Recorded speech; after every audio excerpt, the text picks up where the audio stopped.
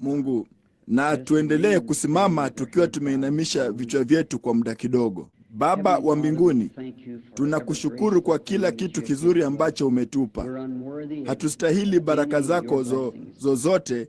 Hizi ni kweli baraka zisizostahili ambazo tunapokea. Nasi tunaomba Mungu ya kwamba utaendelea kuwa pamoja nasi.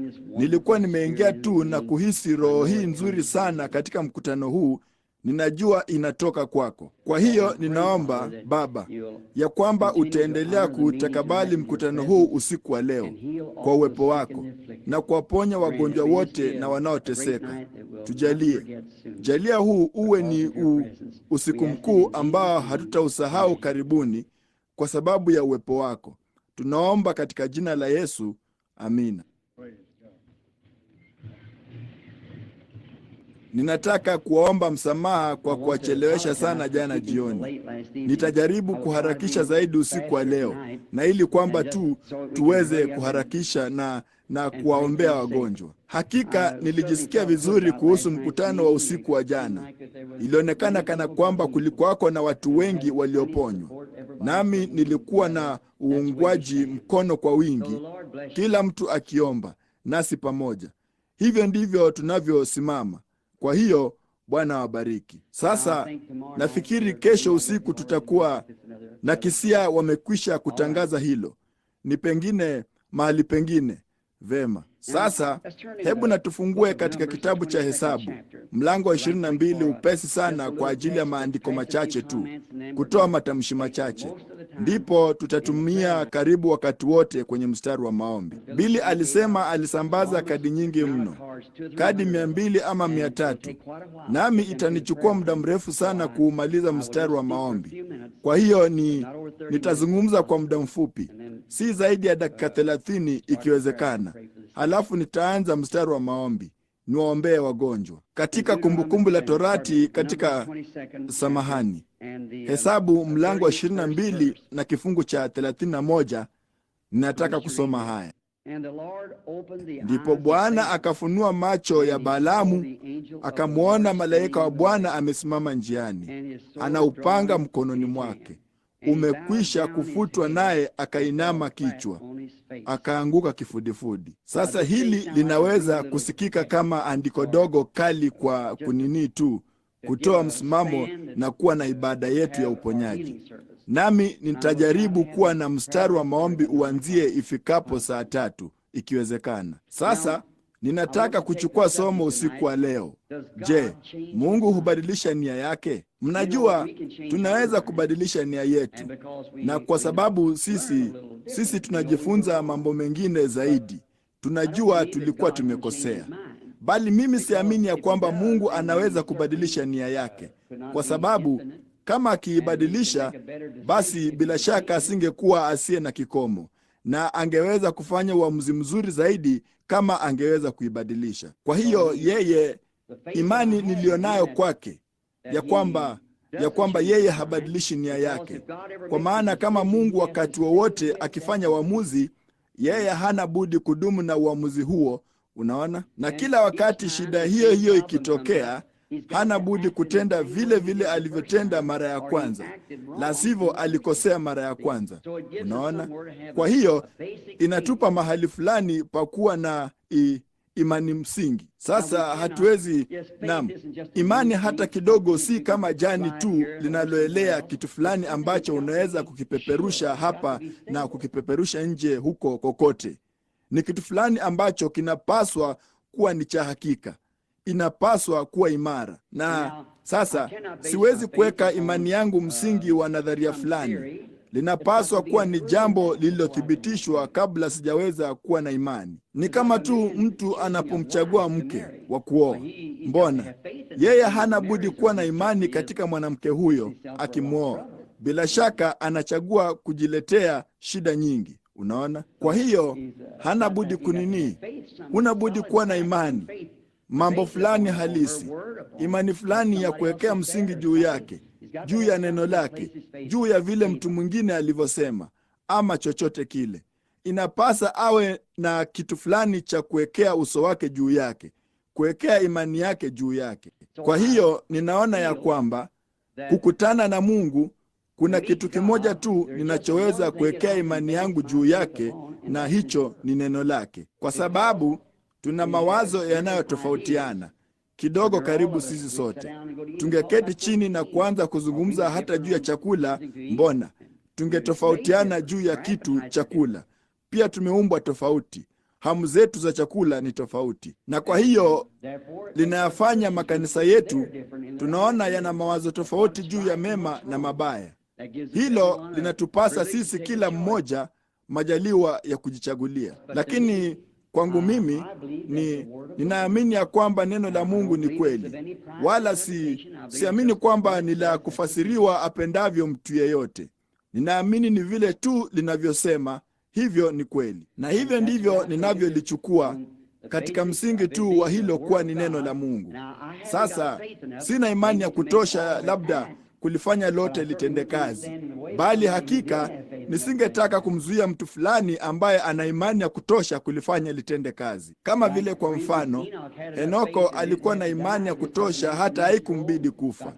Yeye alienda tu kwenye matembezi ya alasiri, basi alichoka hapa duniani na akatembea kupanda juu kwenda mbinguni. Hakika ningependa kuwa na imani kama hiyo, lakini ninatumaini ya kwamba tutapata imani hiyo siku moja tunapokulia ndani yake. Sasa nini yetu, sababu ya mimi kupachagua mahali hapa ni kwa sababu inaonekana kana kwamba hapa kwangu mimi ni moja ya mahali katika Biblia ambapo pangekuwa mahali mkataa kwa ajili ya somo usiku wa leo, kwa maana inaonekana kana kwamba Mungu alibadilisha nia yake na kumwambia Balaamu jambo moja la kufanya, kisha akamwambia jambo lingine la kufanya. Kwa hiyo nilifikiri labda kwa muda kidogo tu tutajaribu kunyosha jambo hili kidogo tu na tuone vile yeye alivyomwambia hasa. Kwa hiyo sasa, kueleza hili kwa muhtasari, tunajua ya kwamba Balaamu alikuwa na nabii, naye Balaki alikuwa mfalme wa Moabu wakati huo. Nao hawakuwa ni makafiri kule Moabu, walimtumikia Mungu yeye yule ambaye Israeli walimtumikia, kwa sababu Moabu, taifa hilo, lilianzishwa na mwana wa Lutu kwa binti yake, na kwa hiyo walimtumikia Mungu yeye yule. Kama ukiangalia dhabihu zao na kila kitu kilikuwa vile vile hasa fahali na kondoo dume, ikizungumza juu ya kuja mara ya pili. Na sasa kama kanuni za msingi za Biblia ndicho tu Mungu anachohitaji, basi Moabu alikuwa ni wa kimsingi katika matoleo yake kama vile Israeli walivyokuwa. Basi tunawaona sasa Israeli wako katika jukumu la kulifuata neno la Mungu, kwenda katika nchi waliokuwa wameahidiwa. Ndipo wakaja hapa, pangekuwapo na mfano wa mambo ya kawaida na ya kiroho yakitukia. Na wakati wa kawaida na ya kiroho yanapokutana, siku zote kuna mgongano, kwa maana yanapambana moja na lingine uso kwa uso. Nao Israeli hapa wangenini, ninataka kuwawakilisha kama kanisa la kiroho na Moabu kama kanisa la kawaida, kanisa lenye taratibu tu tunaloita kanisa la kawaida. Na sisi sote tuna hakika ya kwamba kuna kanisa na kuna bibi harusi anayetoka kwenye kanisa hilo. Tunajua jambo hilo, ya kwamba hilo ni kweli. Nao wanapambana hapa, nasi tunaona ya kwamba walipopambana hapa, ilitokea katika jambo fulani ambalo ningetaka kuzungumza habari zake kwa muda kidogo.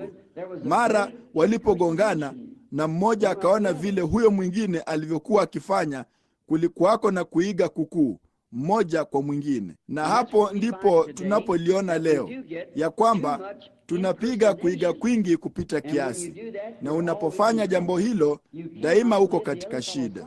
Huwezi kuishi maisha ya mtu huyo mwingine. Hatuwezi kuigiza jambo fulani, inatupasa tu kuwa jinsi tulivyo. Haikupasi kamwe kujaribu kufanya hivyo. Kama jamaa huyu akifanya jambo fulani, kwa sababu analifanya, unafikiri nawe unapaswa kulifanya pia. Hufanyi hivi.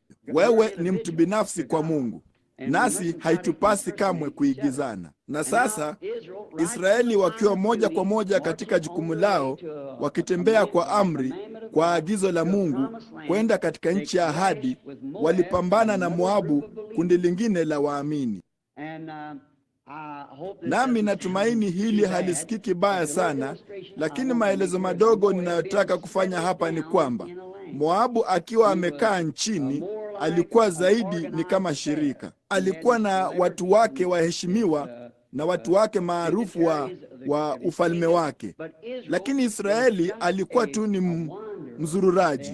Hawakuwa na mahali maalum walikoenda, walihamahama tu kama Bwana alivyowaongoza. Sasa ninaamini pia Balaamu baadaye katika unabii wake alisema watu hao wasingekuwa miongoni mwa mataifa, wangekuwa tu wametawanyika, na hivyo ndivyo imekuwa daima.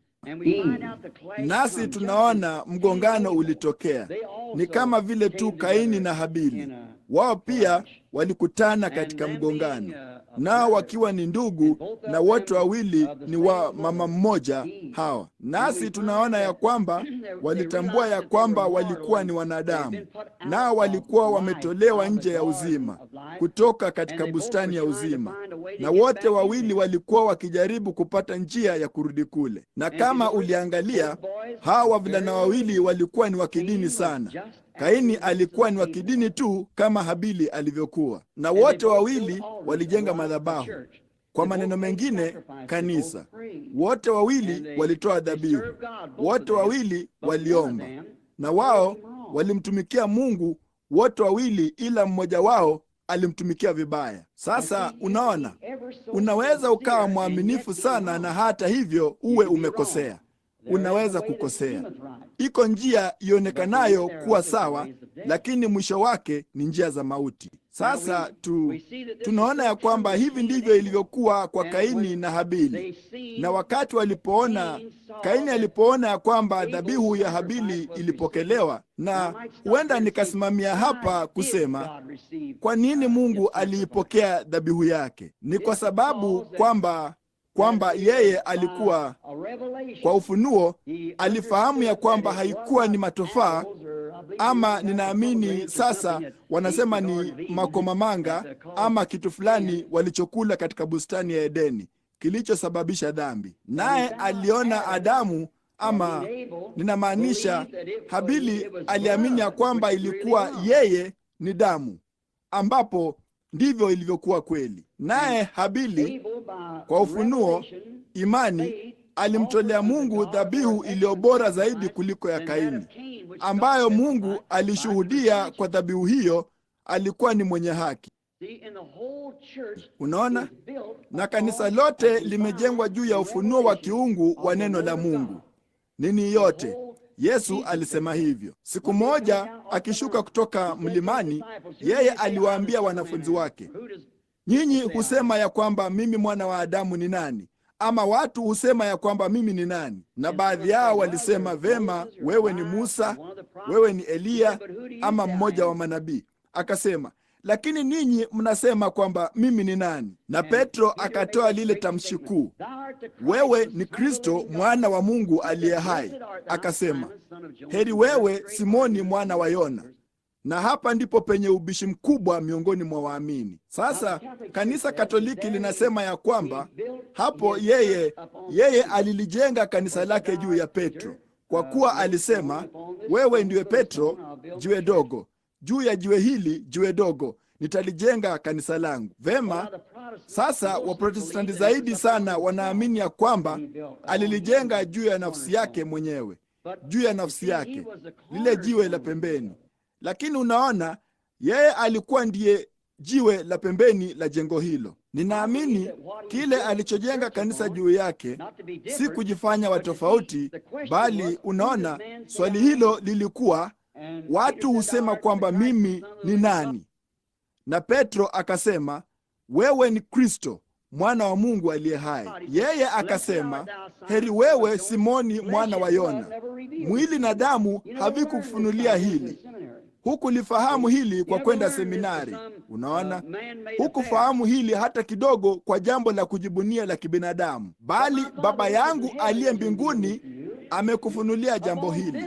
Unaona, juu ya mwamba huu nitalijenga kanisa langu, na malango ya kuzimu hayawezi kulishinda. Ufunuo wa kiroho wa Yesu Kristo ambaye ni neno. Ndipo ingekuwa ni kweli ya neno iliyofunuliwa kiroho, ndipo hasa kanisa linapotulia. Nafikiri huo ndio Habili alikuwa nao hapo mwanzo, ufunuo wa kiroho ya kwamba halikuwa ni tunda la kondeni wala kazi za mikono yetu ama chochote kile, ilikuwa ni damu. Naye akamtolea Mungu dhabihu bora zaidi kuliko Kaini aliyoitoa. Tunaona kwa Ibrahimu na Lutu jambo lile lile katika chaguo, kwa sababu Lutu alishuka akaenda. Wakati ulipofika, wakati kanisa la kiroho na lile na la kawaida yalipokutana katika mgongano kwa sababu ya wachungaji, iliwabidi wajitenge mmoja na mwingine.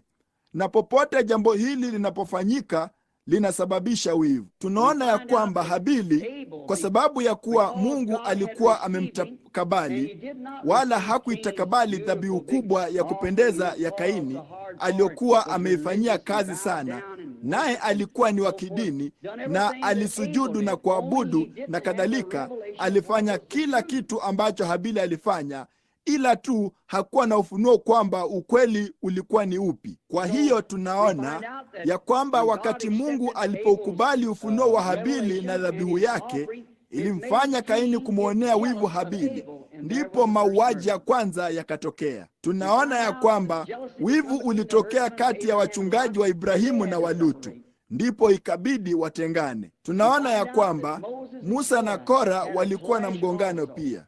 Yesu na Yuda walikuwa na mapambano, na kama ilivyo siku zote limekuwa ni jambo lile lile, na ndivyo ilivyo leo. Kanisa la kawaida na kanisa la kiroho yanapambana yanapokutana. Sasa kanisa la kawaida linajaribu kujilinganisha na la kiroho, daima likiwa na uigaji wa kimwili, lakini kama ilivyokuwa kwa Esau na Yakobo halitafanikiwa. Mungu ameliita kanisa lake, akalipa jina, akalitenga, na katika wakati linaoishi yeye atajifunua kwake kila wakati, kama tu alivyosema katika Warumi mlango wa 8 ya kwamba kujua tangu zamani ama kuchagua tangu zamani kwa Mungu kuweze kusimama imara. Kaini, ama ninamaanisha Esau na Yakobo, kabla hakuna hata mmoja wa wavulana hao aliyezaliwa, kabla hata hawajakuwa na nafasi ya kufanya chaguo, Mungu alisema, ninamchukia Esau na ninampenda Yakobo, kwa maana alijua yaliyokuwa ndani yao tangu mwanzo. Nasi tunajua weka hilo niani. Yeye anajua yaliyo moyoni mwako, anajua yale unayomaanisha. Haidhuru tunasema nini, yeye anajua unalomaanisha, na daima imesababisha shida. Nao nini? Daima wa kawaida daima wanajaribu, tangu Kaini alipomwangamiza Habili, wa kawaida daima wamejaribu kuuharibu ushawishi wa walio wa kiroho. Tunaona jambo lilo hilo leo. Jambo lilo hilo leo inathibitisha ya kwamba linatoka kwa Shetani, kwa sababu ni wivu na ni uigaji wa ukweli. Kwa hiyo kweli tunaamini ya kwamba Mungu kamwe habadilishi nia yake kuhusu yale aliyosema. Daima analidumisha kuwa kweli, lakini yeye ana mapenzi ya kuruhusia. Sasa hapo ndipo shida ilipo. Tunajaribu kutenda kazi kwa mapenzi ya kuruhusia ya Mungu, naye ataliruhusu. Lakini pia kama tukichukua mapenzi yake ya kuruhusia, ingawa si sahihi, yeye atayafanya mapenzi yake ya kuruhusia yatende kazi pamoja kuyatukuza mapenzi yake makamilifu. Hakuna jambo litakaloharibika kwa Mungu. Sisi tuna nini? Yeye anajua mahali ambapo saa inagonga. Usiku wa leo hakuna kosa lolote. Kila pigo linapiga jinsi hasa linavyopaswa kufanya. Kila kitu tunafikiri ni makosa, bali yeye anajua ni sawa, inapaswa kuwa hivi. Ni kama hapo mwanzo Mungu aliruhusu tu dhambi ije. Sio hayo hayakuwa ni mapenzi yake makamilifu. Lakini unaona, Mungu yule Roho mkuu, Baba, ndani yake mlikuwamo na sifa, na vitu hivi mnavyoona vikionyeshwa sasa ni sifa zake tu zikionyeshwa. Yeye aliishi peke yake, hata hakuwa Mungu. Mungu alikuwa ni kitu cha kuabudiwa. Yeye alikuwa ni yule mkuu wa milele, na ndani yake kulikuwako na sifa kama za kuwa Baba, kuwa Mwokozi, kuwa mponyaji. Na sasa yeye angewezaje? Kwanza ilibidi awe Baba, kwa maana inathibitisha yeye alikuwa ni Baba, bali anaishi peke yake. Yeye pekee ni asiyepatikana na mauti, na sasa bali sifa zake hazina budi kuonyeshwa. Sasa kuwa Mwokozi, hapana budi kuwe na kitu fulani kilichopotea, wala Mungu hawezi kupoteza kitu chochote makusudi kisha akikomboe. Halitashamiri kwa utakatifu wake na hukumu yake kuu. Lakini alimweka mwanadamu katika hiari ya kujichagulia, akijua ya kwamba mwanadamu angeanguka, na hivyo basi yeye alifanyika mtu, yeye mwenyewe, kusudi apate kumkomboa mwanadamu aliyeanguka. Hiyo ndio sababu Yesu alikuwa Imanueli. Kama Mungu alimtuma mtu mwingine isipokuwa yeye mwenyewe, basi hiyo isingekuwa ni haki. Ilimbidi Mungu aje mwenyewe na kupachukua mahali hapo, wala Mungu asingeweza kushuka katika roho na kupachukua mahali hapo. Ilibidi afanyike mwili katika mwili wa mwanawe aliyeumbwa. Naye alionyesha hapo mwanzo ya kwamba mapenzi yake makamilifu yalikuwa ni kumuumba mwanadamu kutoka katika mavumbi ya ardhi. Lakini unaona, yeye aliruhusu jinsia kuingizwa. Kamwe yeye hakukusudia watoto wazaliwe kwa kujuana kimwili, bali liliruhusiwa, ambalo litatoweka hivi karibuni. Sasa tunaona ya kwamba Moabu alikuwa ni wa haramu kwanza, kwa maana alikuwa ni mwana wa Lutu kwa binti yake. Sasa angalia, kama kanisa la kawaida, Moabu anawakilisha kanisa la kawaida, ndilo Moabu analowakilisha, nao Israeli kanisa la kiroho. Sasa Israeli, bibi harusi, walikuwa nini? Wanawawakilisha walioitwa watoke. Kanisa lenyewe, neno kanisa linamaanisha walioitwa watoke, kutoka, wale ambao wametoka. Tokeni kwake, enyi watu wangu, mkatengwe nao, asema Bwana, nami nitawapokea kwangu. Msiguse vitu vyao vichafu. Kanisa la Mungu limeitwa litoke katika ulimwengu, kutoka katika machafuko ya ulimwengu. Ninyi si wa ulimwenguni tena, kama nilivyokuwa nikijaribu kuwaambia ninyi hivi majuzi usiku. Ni wakati unapojua ya kwamba una arubuni ya ukombozi wako wa milele sasa hivi ndani yako, kwa ubatizo wa Roho Mtakatifu. Tayari umehuishwa ndani yako. Sasa umefufuka pamoja naye, na tunaketi pamoja katika ulimwengu wa roho katika Kristo Yesu. Unaona, wewe si wa duniani tena. Kama ukiipenda dunia na upendo wako ungali uko juu ya mambo ya duniani, basi kumpenda Mungu hata hakumo ndani yako. Unaona, tumetoka, tumewekwa huru na dunia. Hakuna tamaa tena. Katika Waebrania, ninaamini mlango wa 10 ilisema, kulikuwako na kumbukumbu la daima la dhambi. Kila mwaka miili ya hao wanyama ilitolewa. Lakini katika kisa hiki, mwabudu akiisha kusafishwa, hana tena dhamira ya dhambi, hana tena tamaa ya dhambi. Kitu hicho chote kimekuondokea, kwa kuwa umehuishwa katika maisha mapya. Na basi kanisa la kawaida ni kundi tu la watu katika madhehebu ambao wamejiunga. Si tena, hata siliiti tena kanisa. Sitaki kuliita, ninapenda kuliita kama loji ya Kimethodisti, loji ya Kibaptisti, loji ya Kipentekosti. Lakini kanisa ni waliozaliwa mara ya pili, walio katika Kristo Yesu, ambao ni viumbe vipya. Na kwa hiyo tungali tunaona ya kwamba Mungu hutimiza neno lake. Sasa Moabu aliangalia huko chini kondeni na kumwona Mungu akitenda kazi miongoni mwa watu hawa ambao hata hawakuwa ni taifa lenye utaratibu. Walikuwa tu wakielekea kila mahali, toka mahali hadi mahali. Lakini jambo la kushangaza ni kwamba walikutana na mataifa haya na kuyateka. Kila kilichokuwa njiani mwao walikiteka. Sasa walikuta kwamba Moabu akiwaangalia, Balaki aliliangalia taifa la Israeli na kusema, watu hawa wameufunika uso wote wa nchi. Akasema, nao wanayaramba mataifa kama tu vile maksai anavyoiramba nyasi. Nao walikuta kwamba moja ya mambo muhimu sana ilikuwa ni jinsi walivyopata ufunuo huu mkuu. Kulikuwako na nabii miongoni mwao, walikuwa na nabii. Sasa mtu fulani aliyewaongoza. Haukuwa ni mfumo wa kujibunia kama aliozoea wajumbe waliokuwa pamoja naye na kadhalika, bali ilikuwa ni watu wake mashuhuri, lakini walikuwa na kiongozi aliyeitwa na Mungu. Na ilikuwa ni siku ya huzuni jinsi gani wakati ulimwengu wa kanisa ulipouacha uongozi wa kiungu wa Roho Mtakatifu na kuchukua askofu ama chochote kile kuchukua mahali pake.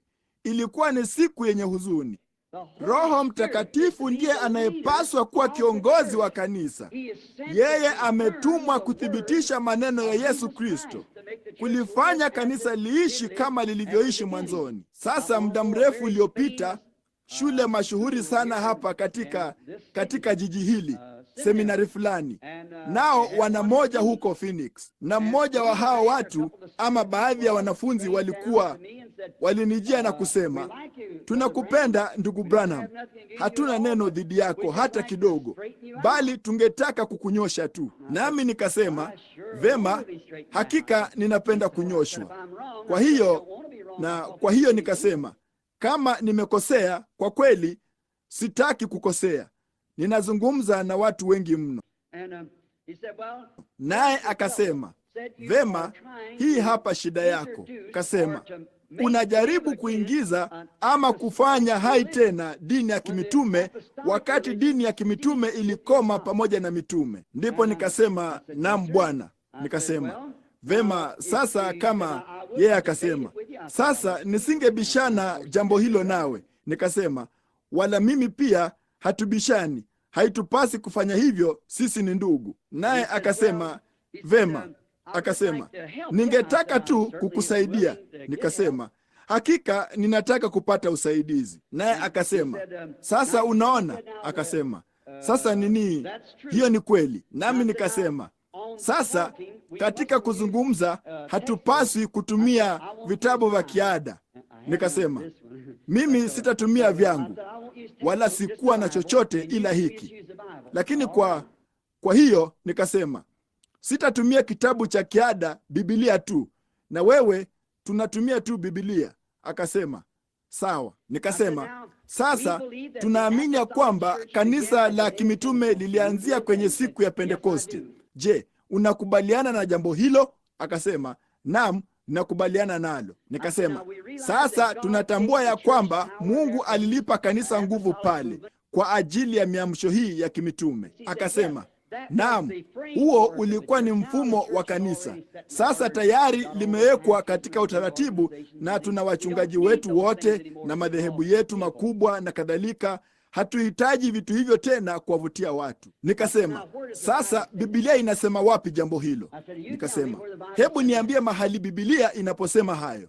Unaona? Naye akasema, vema, haisemi hayo hasa kwa njia hiyo. Nikasema, vema basi, siwezi kulipokea isipokuwa liseme hivyo kwa njia hiyo tu. Unaona? Nikasema, sisi tuna nini?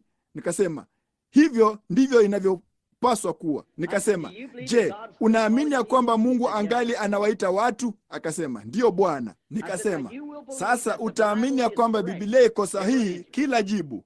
Naam. Nikasema, sasa yule mnenaji katika siku ya Pentekoste alikuwa ni Petro, ambaye alikuwa na ufunguo wa kuingia katika ule ufalme. Hiyo ni kweli. Nami nikasema, sasa vyovyote vile uamuzi wake ulivyokuwa, Yesu alisema, mtakalofunga duniani nitalifunga mbinguni, mtakalofungua duniani nitalifungua mbinguni. Akasema, ninaamini hilo. Nikasema, sasa katika Matendo mlango wa 2 na kifungu cha 38, Petro aliwaambia watu hao waliokuwa wakishangaa.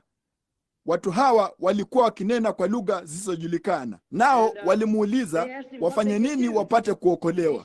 Naye akasema, tubuni kila mmoja wenu na mbatizwe katika jina la Yesu Kristo mpate ondoleo la dhambi zenu, nanyi mtapokea kipawa cha Roho Mtakatifu. Kwa maana ahadi hii ni kwa ajili yenu na kwa watoto wenu na kwa wale walio mbali na kwa wote watakaoitwa na Bwana Mungu wetu. Sasa kama Mungu angali anaita, ahadi hiyo hiyo ni kwa ajili yao. Vema, akaja huku na alikuwa pamoja na moja la makundi ya Billy Graham hapa juu akiombea mkutano, na kundi lao lilikuwa limeketi hapa California mahali fulani majuma machache yaliyopita katika maombi manyofu ya kilindi, wakiwa wamejiweka wakfu kwa Mungu, wakifunga. Ndipo Roho Mtakatifu akalishukia kundi hilo lote, nao wakaanza kunena katika lugha zingine. Naam, sasa yeye ni mfuasi wa moja la makanisa ya kirafiki Assemblies of God huko Tucson, Arizona. Alisema, lo, ndugu Branham, ninapanda kwenda kule na kujisikia vizuri sana. Kasema, ninainua tu mikono yangu na kasema, utukufu wa Mungu, ninaimba tu. Naye akasema, kamwe nisingefanya hivyo katika kanisa la Kibaptisti la Agano Jipya. Nikasema, naona huwezi, hiyo ndio sababu umetoka. Naam. Kwa hiyo, hivyo ndivyo mambo yalivyo. Unaona, Mungu hudumisha neno lake, asemayo yeye atayafanya.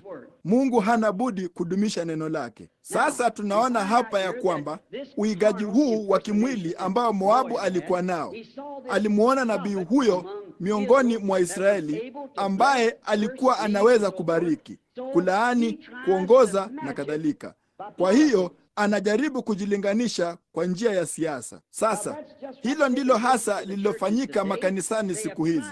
Wamejaribu kuyalinganisha na namna fulani ya mfumo. Huwezi kufanya hivyo. Roho Mtakatifu hana budi kuwa hai kanisani daima, akiliongoza kanisa kwa ajili ya wakati linaloishi, kuthibitisha neno lililoahidiwa kwa ajili ya wakati huo. Mungu alinena neno tangu mwanzo, na kiasi fulani kwa ajili ya wakati huu, na kiasi fulani kwa ajili ya wakati ule, na kiasi fulani kwa nyakati hizo. Daima inatendeka jinsi hiyo tu. Na unaona, na Roho Mtakatifu hana budi kuwa hai kanisani kulifanya kanisa hili liishi siku yake. Hilo halina budi kuwa hapa leo, kuthibitisha huduma hii ya siku za baadaye, ishara za siku za baadaye, kumwagwa kwa Roho Mtakatifu kwa siku za baadaye. Hana budi tu kuwa hapa kufanya jambo hilo, wala huwezi kulipata kwa utendaji kazi kupitia kwenye mifumo. Mungu ana mfumo. Yeye ndiye ambaye ametupa Roho Mtakatifu. Sasa tunaona hapa ya kwamba Musa alikuwa na mfalme, na mfalme huyo alikuwa ni Mungu aliyemtia mafuta. Naye Balaamu pia alikuwa chini ya mfalme Balaki, na zaidi sana ilikuwa ni kama mpango wa kisiasa. Unaona, Balaamu nabii wa Mungu alienda kwa Balaki apate habari toka kwake. Musa alimwendea Mungu apate habari toka kwake. Hiyo hapo tofauti yake. Hata hivyo, wote hao wawili walikuwa ni manabii, kwa kuwa wote wawili walikuwa wameitwa na Mungu.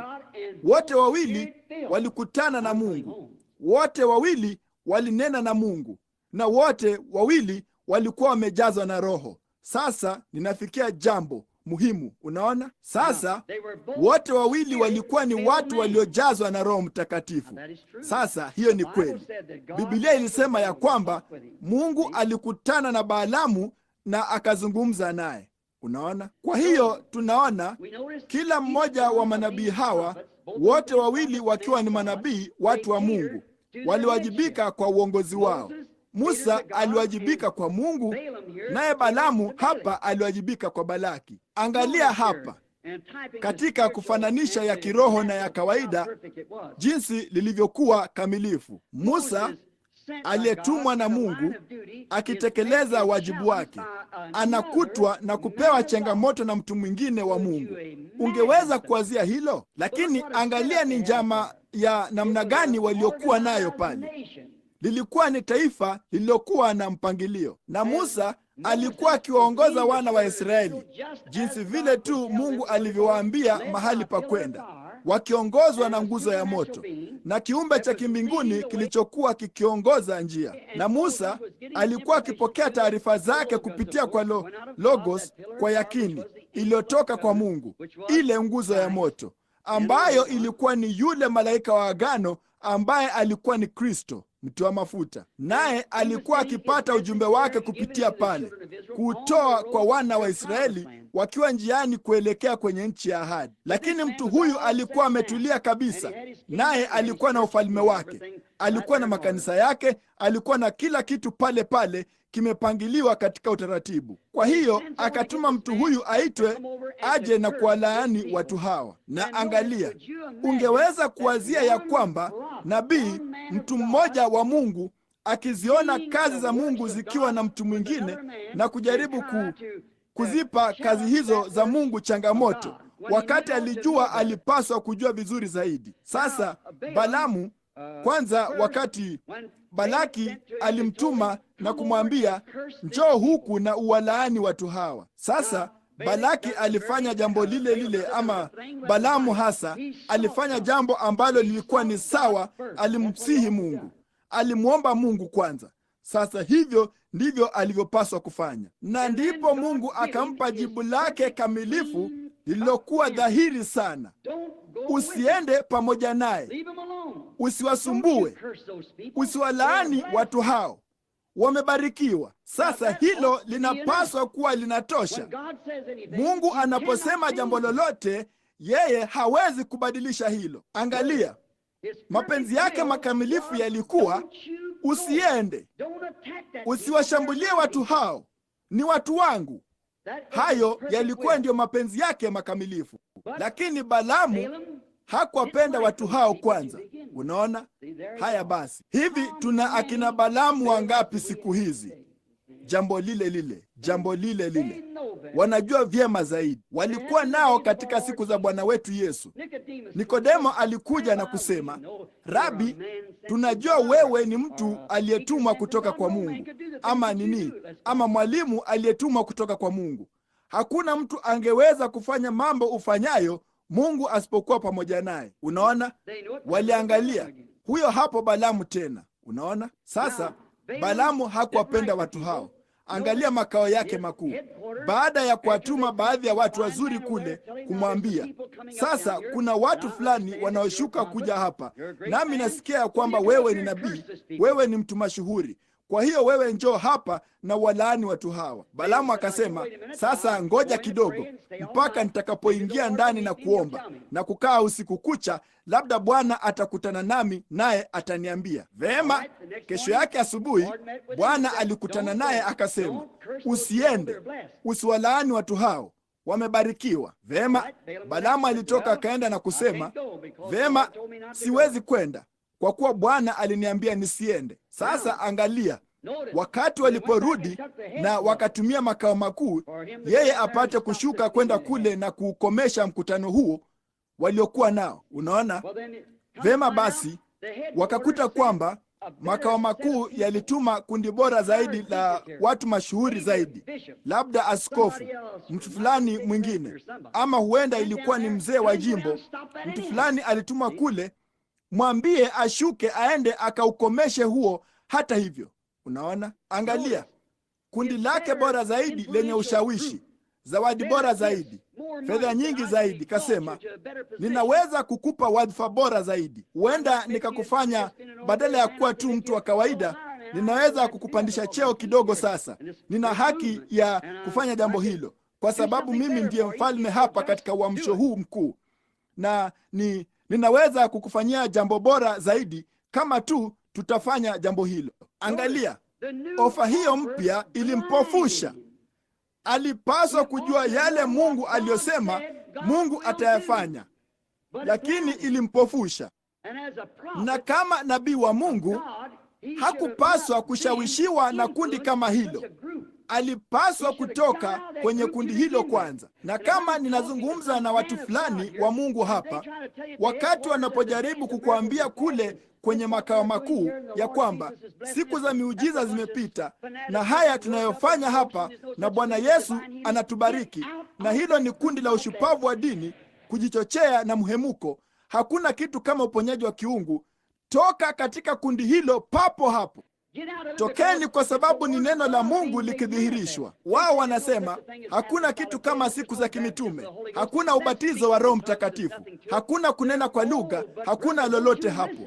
Lo, lakini ndugu, Usisikilize hayo. Kuna wengi kama Balaamu leo wameketi huko nyuma ofisini kwao wakisoma vitabu hivi vya Biblia na wanajua kwamba ni kweli, lakini hata hivyo kwa ajili tu ya wadhifa hawachukui msimamo wao. Ni kweli kabisa. Angalia, Mungu yeye alijua hakupaswa kuwa katika kundi hili, ama Balaamu alipaswa kujua jambo hilo. Wao wanatoka katika mapenzi ya Mungu. Hao jamaa watakuzungumzia wakutoe kabisa katika mapenzi ya Mungu. Unapoyapata mapenzi ya Mungu, usimwache mtu akuzungumzie akutoe kwake. Nimewajua watu wazuri wanaokuja mkutanoni wanaponywa kurudi, nao wangesema, lo, vema, hamna lolote, umechochewa tu, hamna chochote. Nao watu wanaanza kutilia shaka. Nimeona watu wakija na kumpokea Kristo moyoni mwao, wanarudi, labda wananena kwa lugha na kurudi, nalo kanisa litasema, mbona wewe ni aibu kwa Ukristo na kadhalika. Na lo, jamani, usifanye hivyo. Unaona, ondoka kwenye kundi hilo, kaa mbali nalo. Angalia, Balaamu alitumia kifungu cha bandia hapa kwa ajili ya dhamira yake. Unaona, alisema labda kaeni kesha usiku mwingine na labda nitamuuliza Mungu. Unaona, labda huenda alibadilisha nia yake, lakini Mungu habadilishi nia yake. Wakati Mungu alipotupa tangazo la ubatizo wa Roho Mtakatifu kwenye siku ya Pentekoste, hivyo ndivyo inavyobidi kulidumisha. Alifanya hivyo kote kote katika wakati wa Biblia, naye atafanya hivyo wakati mwingine wowote ambapo mwanadamu atakuja katika misingi hiyo hiyo aliyoitoa pale. Kama utakuja ukiamini, ukitubu, ukibatizwa katika jina la Yesu Kristo kwa ondoleo la dhambi zako na ukimwamini Mungu, Mungu anawajibika kukutimizia maagizo hayo. Naam, maana yeye ni daktari, naye atayatimiza kama wewe utayatii. Lakini huwezi kujaribu sasa kupata maagizo haya uyapeleke kwa bingwa tapeli wa madawa ambaye huenda akaweka kitu kingine ndani yake, huenda kikamuua mgonjwa. Hiyo ndio sababu tuna wafuasi wengi sana wa kanisa waliokufa leo. Wao wanajaribu kuwapa maagizo mabaya. Mungu anayo maagizo papa hapa katika Biblia. Ni yeye yule jana, leo na hata milele. Unapaswa kunywa dawa jinsi ambavyo daktari alisema itolewe. Biblia ilisema, je, hakuna zeri katika Gileadi? Je, huko hakuna tabibu? Hakika yuko, kasema. Mbona basi binti ya watu wako yuko katika hali hii? Unaona, tuna Biblia, tuna yule tabibu.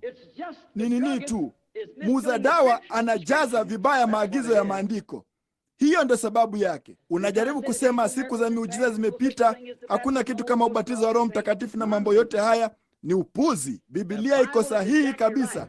Mungu hagairi jambo lolote alilosema. Nao wanajaribu kutumia njia ya bandia wakwepe kitu kama, vema, tunaamini hivyo. Vema, haidhuru unaamini nini. Ni vile Mungu alivyosema. Yeye alisema, nitaimwaga roho yangu juu ya watu wote wenye mwili. Yeye aliahidi jambo hili katika siku za mwisho. Wanajaribu kusema eti mikutano ambayo mnaona wananiita mimi mpiga ramli aliyebobea ama Belzebuli ama ibilisi fulani. Vema, hawana budi kusema hivyo kwa sababu wao ni wa baba yao. Hivyo ndivyo alivyosema juu ya Yesu hapo mwanzo. Wala si sisi tunaofanya jambo hili. Hata hivyo ni Yesu yeye yule, maana ni yeye yule jana, leo na hata milele. Ni Roho wake. Lo, jambo fulani ambalo lingeweza kupita na kupita agizo lake. Watu wengi sana wanajaribu kupita hilo. Lo, njoo ujiunge na kanisa, mambo yatakuendea sawa sawa. Sisi ni kanisa la siku nyingi, tumekuwapo hapa kwa miaka mingi, tulianza. Naam, hiyo ni kweli. Kama hiyo ni kweli, basi kanisa Katoliki la Kirumi limewashinda nyinyi nyote.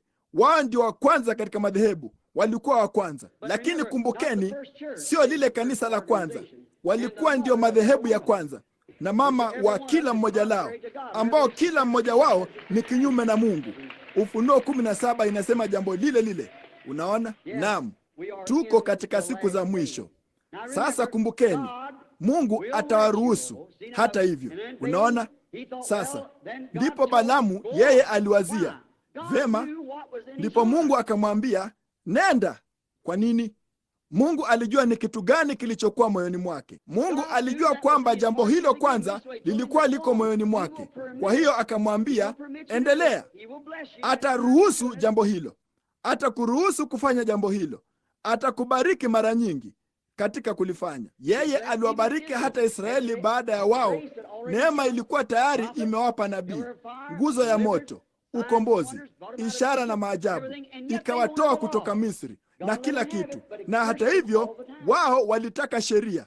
Mungu aliwaruhusu kuwa nayo, bali yeye aliwalaani daima. Alimwacha Balaamu aendelee jinsi vile tu alivyopaswa kufanya. Bali alifanya nini? Alishuka akaenda kule, na badala ya kuwalaani hao watu, alimbidi kuwabariki watu hao. Asingeweza kulaani kile ambacho Mungu alikuwa amebariki. Nami niliwaambia nilikuwa nimalizie kwenye saa 3. Nami niliinua macho na wakati umewadia sasa. Nami nina kitabu kilichojaa muhtasari hapa. Bali ninataka kusema jambo hili katika kufunga, ya kwamba Mungu kamwe hakubadilisha nia yake. Mapenzi yake ya moja kwa moja yalikuwa kwamba Balaamu asiende, na Mungu anapotoa tamshi lazima lidumu kuwa ni kweli milele. Sasa Biblia ilisema Yesu Kristo ni yeye yule jana, leo na hata milele. Sasa hilo halimaanishi kwa njia fulani. Hilo linamaanisha yeye ni yeye yule jana, leo na hata milele. Yesu alisema katika Yohana Mtakatifu 14:12, yeye aniaminie mimi, kazi nizifanyazo mimi yeye naye atazifanya. Hiyo ni kweli. Yeye aliahidi katika Marko 16, ishara hizi zitafuatana na hao waaminio. Wanasema, vema, hilo lilikuwa ni kwa mitume tu. Yeye alisema, enendeni ulimwenguni mote mkaihubiri Injili kwa kila kiumbe. Ishara hizi zitafuatana na hao ulimwenguni kote na kila kiumbe. Katika jina langu watatoa pepo, watasema kwa lugha. Kama wakishika nyoka au kunywa vitu vya kufisha havitawadhuru. Wakiweka mikono yao juu ya wagonjwa watapata afya. Sasa hayo ndiyo masharti yake. Unaona, tunajaribu kustahilisha jambo fulani. Tunajaribu kustahilisha kanisa kwenye yale tunayodhani ni neno la Mungu. Hatuwezi kustahili kanisa, inabidi kustahili kwa Mungu. Daima nimesema ni wakati mkuu wa kujilinganisha. Hebu paka vipandio vyako rangi nyekundu, nawe angalia jirani yako akivipaka vyake rangi nyekundu. Hebu baadhi yenu ninyi wanawake mvae kofia ya aina fulani kanisani, basi angalia wanawake wengine wote wakinunua hiyo. Bibi Jacqueline Kennedy alikuwa na mtindo huu hapa wa kukata nywele kichwa maji. Na hebu angalieni wanawake wote. Alivaa sketi fupi kuukuu zenye rangi ya gunia ama vitu kama hivyo. Ni kashfa kwa mwanamke kutembea barabarani akiwa amevaa hizo zimembana namna hiyo. Hebu waangalieni wanawake wote wakifanya jambo lile lile. Ni maigizo, lakini jambo hilo limo ulimwenguni. Watu wa kanisa waliliokota, na ni aibu kwamba wanafanya jambo hilo. Ni makosa kwao kufanya hivyo, na ni fedheha. Na wakati tunapoliona likinyemelea kuingia kwa Pentekoste, ni la aibu zaidi. Hiyo ni kweli, lakini unaona kanisa linavumilia jambo hilo na kuliachilia. Sasa hatujali. Sikujali kamwe kama koti langu lilifanana na suruali yangu, wala kama tai yangu ilifanana na koti langu. Ninataka ujuzi wangu ufanane na Biblia ya Mungu na matakwa yake. Na hivyo ndivyo sisi kama Wapentekoste tunavyopaswa kufanya, ni kupata tukio letu kama tu matukio yao yalivyokuwa. Kwa sababu yeye ni Yesu, yeye yule, Roho Mtakatifu yeye yule, nguvu zile zile, yeye yu hai leo, naye anaishi miongoni mwetu. Kwa namna fulani inanikumbusha juu ya siku moja mama yake alipokuwa ameondoka Yerusalemu kutoka katika ibada na baba yake wa kambo Yusufu. Nao wakasafiri kwa muda wa siku 3, nao wakidhani tu ya kwamba yeye alikuwa ameandamana nao. Nao wakakuta kwamba hakuwapo. Na unajua, mara nyingi nililinganisha jambo hilo na leo.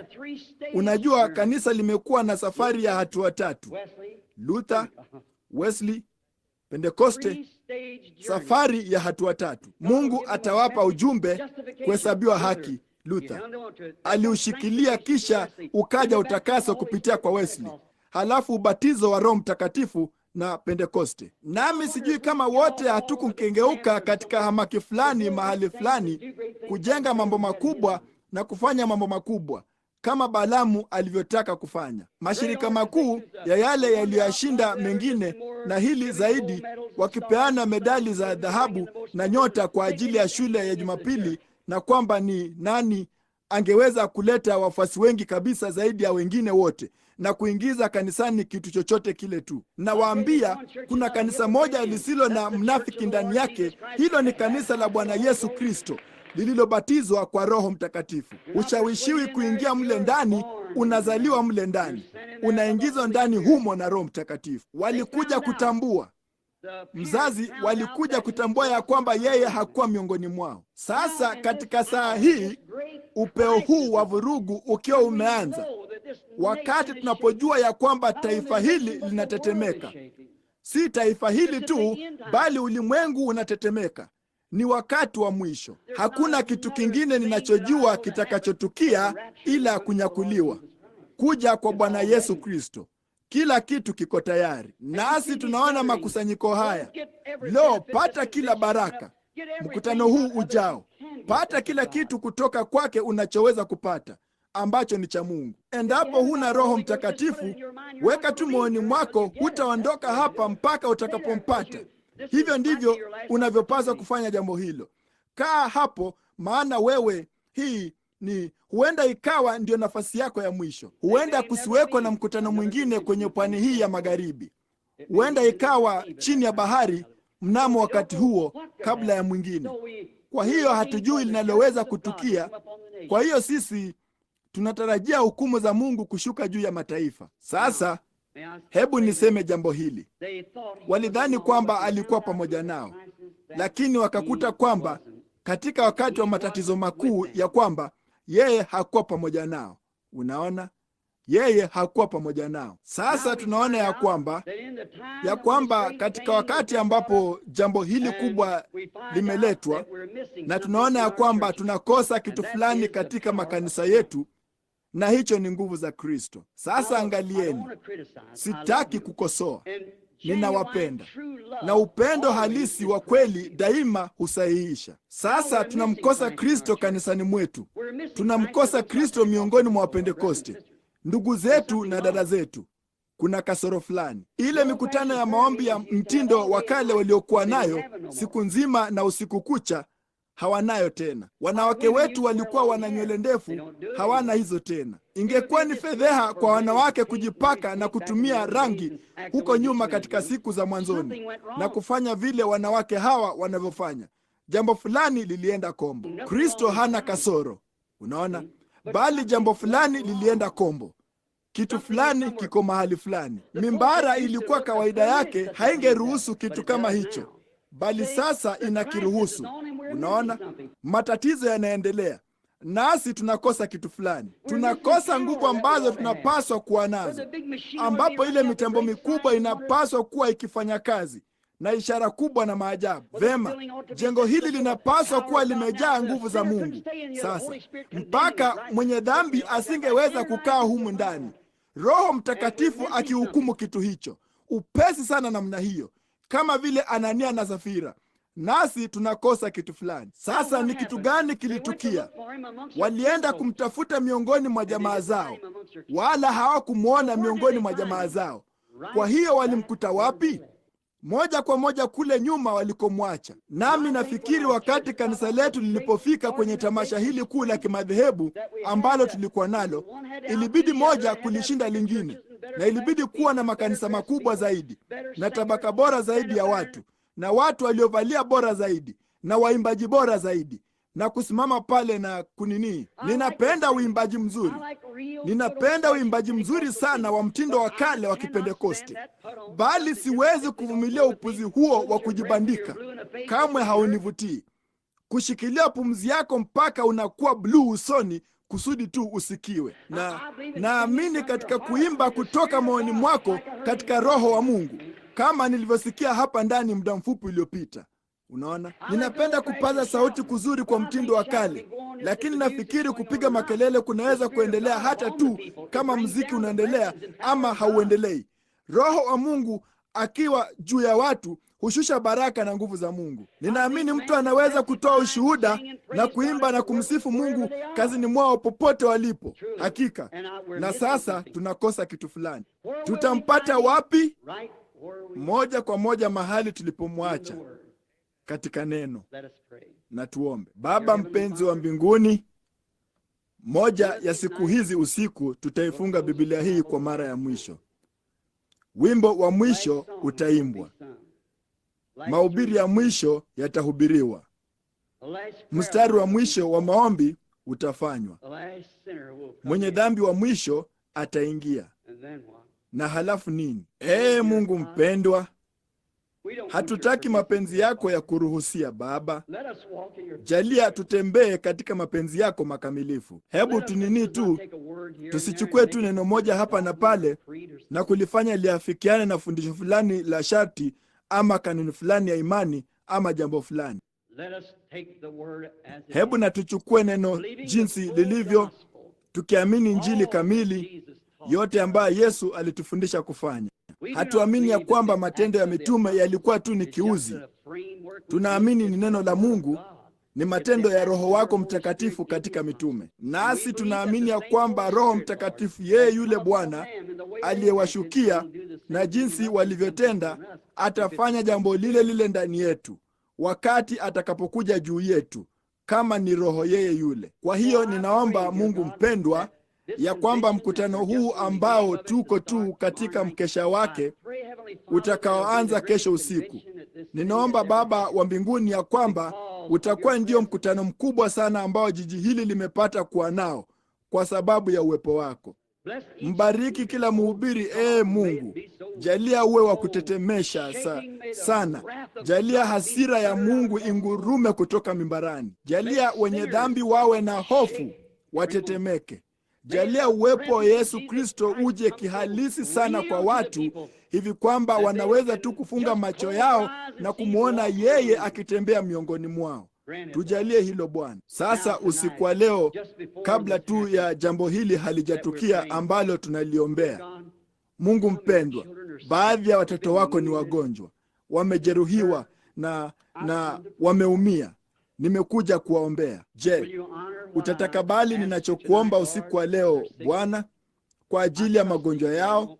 Ninakutumaini katika wewe hakutakuwa na mtu dhaifu katika jengo hili wakati ibada itakapokwisha. Watumishi wako pote hapa walioketi huko nje wakipaza sauti, wakitupa mikono yao juu, na huku nyuma hapa kwenye jukwaa na kusema amina kwa neno. Baba, sisi ni watu ambao tu kitu kimoja, tukija kutoka katika mambo ya duniani, toka katika hali zile baridi za kidesturi, na tumezaliwa kwa Roho. Tu hai usiku wa leo, na wewe ulisema kwa sababu wewe ni hai, sisi nasi tutakuwa ni hai pia. Nasi tunatumaini Bwana na kuamini kwa moyo wetu wote, kulingana na neno, ya kwamba tumewakilishwa ndani yako wewe. Sasa yafanye maneno yako kuwa halisi usiku wa leo, kuwaponya wagonjwa ninapowaombea na hawa wengine wanapoomba. Tujalie Bwana, itakuwa hivyo, nasi tutakusifu kwa ajili ya jambo hilo. Tunaomba katika jina la Yesu, amina. Sasa asante Baba Mungu, tunajisikia ya kwamba kama tu vile wakati mmoja katika Biblia walipatwa na matatizo makubwa, ndipo Roho wa Bwana akashuka juu ya mtu mmoja, naye akawaambia ambapo atamshindia adui mahali pa kwenda. Sikilizeni jambo hilo. Hebu jisahihishe tu. Unaona, Roho wa uzima aliye ndani yako hukusahihisha kwa neno. Unaona, kama neno linaishi ndani yako, linajiishia moja kwa moja kupitia kwenye neno. Sasa jana usiku nilichelewa. Sasa ninyi ni watu wazuri sana. Nina nini tu, inaonekana kana kwamba na ninapoanza kuzeeka zaidi, laiti ningaliweza tu, nitakuwa pamoja nanyi milele katika nchi nyingine. Kwa hiyo sasa tutawaombea wagonjwa, na sasa sitajaribu kuleta wengi sana kwa wakati mmoja kama nilivyofanya jana usiku. Na sasa Billy Paul alisambaza kitita cha kadi za maombi, nafikiri ni 100. Je, ulisambaza 100 ama 200? 200. Zilikuwa zipi? C. Ni nani aliye na C namba 1? Inua mkono wako. Hebu tuone kama hilo ni kweli. Sasa kadi ya maombi, angalia kadi yako ya maombi, ina namba na herufi juu yake, C namba 1. Inua mkono wako huko juu kabisa. Vema, shuka uje huku chini. Namba 2, 3, 4, 5. Sasa na wewe mtu fulani na aje hapa na kuwashika. Sasa tunataka kila moja ya hizo kadi za maombi, bali tunataka wapangwe upande huu. 1, 2, 3, 4, 5. Ninaona watatu wao, na una kadi yako ya maombi Bwana. 4. Sasa je, kuna mwingine? 5. Je, ni mtu huyo anayekuja pale? 1, 2, 3, 4, 5. C. Namba 1, 2, 3, 4, 5. Vema. Sasa njoni tu kadiri mnavyoitwa namba yako. Kwa hiyo usiku wa jana niliwaona kule chini watu wakisongamana. Hatutaki jambo hilo. Hili ni kanisa, mwajua, si uwanja wa mchezo. Kwa hiyo sisi inawapasa kuweka utaratibu. 1, 2, 3, 4, 5, 6, 7, 8, 9, 10. Sasa wapangeni tu wanaporudi. Sasa kadi ya maombi 6, 7, 8, 9, 10, na mtu fulani atainua mkono wake watakapokuwa wamejipanga mstari pale, nasi tutawaombea. Ni wangapi watakaoamini pamoja nami sasa ya kwamba Bwana Yesu atafanya kazi kubwa? Nitafanya yote niwezayo. Sasa 6, 7, 8, 9, 10, 11, 12, 13, 14, 15. Sasa hebu njooni tu huku kusudi wasije wakasongamana mara moja, unajua, na karibu nayo. Hiyo ndio sababu mnapewa namba hizo, kuwaweka katika utaratibu, unajua, kuwaweka ili kwamba haitakuwa basi wakati namba yako ikiitwa, vema, unakuja tu basi. Vema. Na sasa tunataka kunini? Sasa nataka nyote, kila mtu kuwa na kicho kweli kweli, na tutaomba sasa kwa kama mpaka tutakapoweza kumaliza kuombea watu hawa. Wala hatujui vile ambavyo huenda Bwana atafanya, hatujui atakayofanya, bali tunamtarajia kufanya mambo makuu. Sasa ninaamini 15. Je, nina kiasi hicho huko hadi sasa? Bili Paulo, uko wapi? Vema. 15, 16, 17, 18, 19, 20. Sasa unaona tayari wanasongamana. Kwa hiyo sasa nitakuwa labda ndugu fulani kuninini, kama wakati hao wanapofikia mwisho wa safu, hebu na aite namba zinazofuata, mnaona, ili kwamba isitulazimu sisi sote kusimama pale kwa muda mrefu sana wakati tunapoomba kwa ajili ya nini, wagonjwa. Vema. Sasa tuta nini, ninataka kuwazungumzia wakati wakipanga watu hao ili wasisongamane. Sasa mtu yeyote asije mpaka namba yako iitwe. Tuliita mpaka 15, ninaamini ilikuwa hivyo, ama 20, kitu kama hicho hapo. Nitasema mpaka 20, na halafu acha tuongojee, na hao watakuwa wametosha hapo kwa sasa hivi, wowote walioko hapo. Na sasa kuna kadi ngapi? Inueni mikono yenu. Na ni wangapi wasio na kadi? Inueni mikono yenu. Sasa kumbukeni, haikubidi kuwa na kadi ya maombi.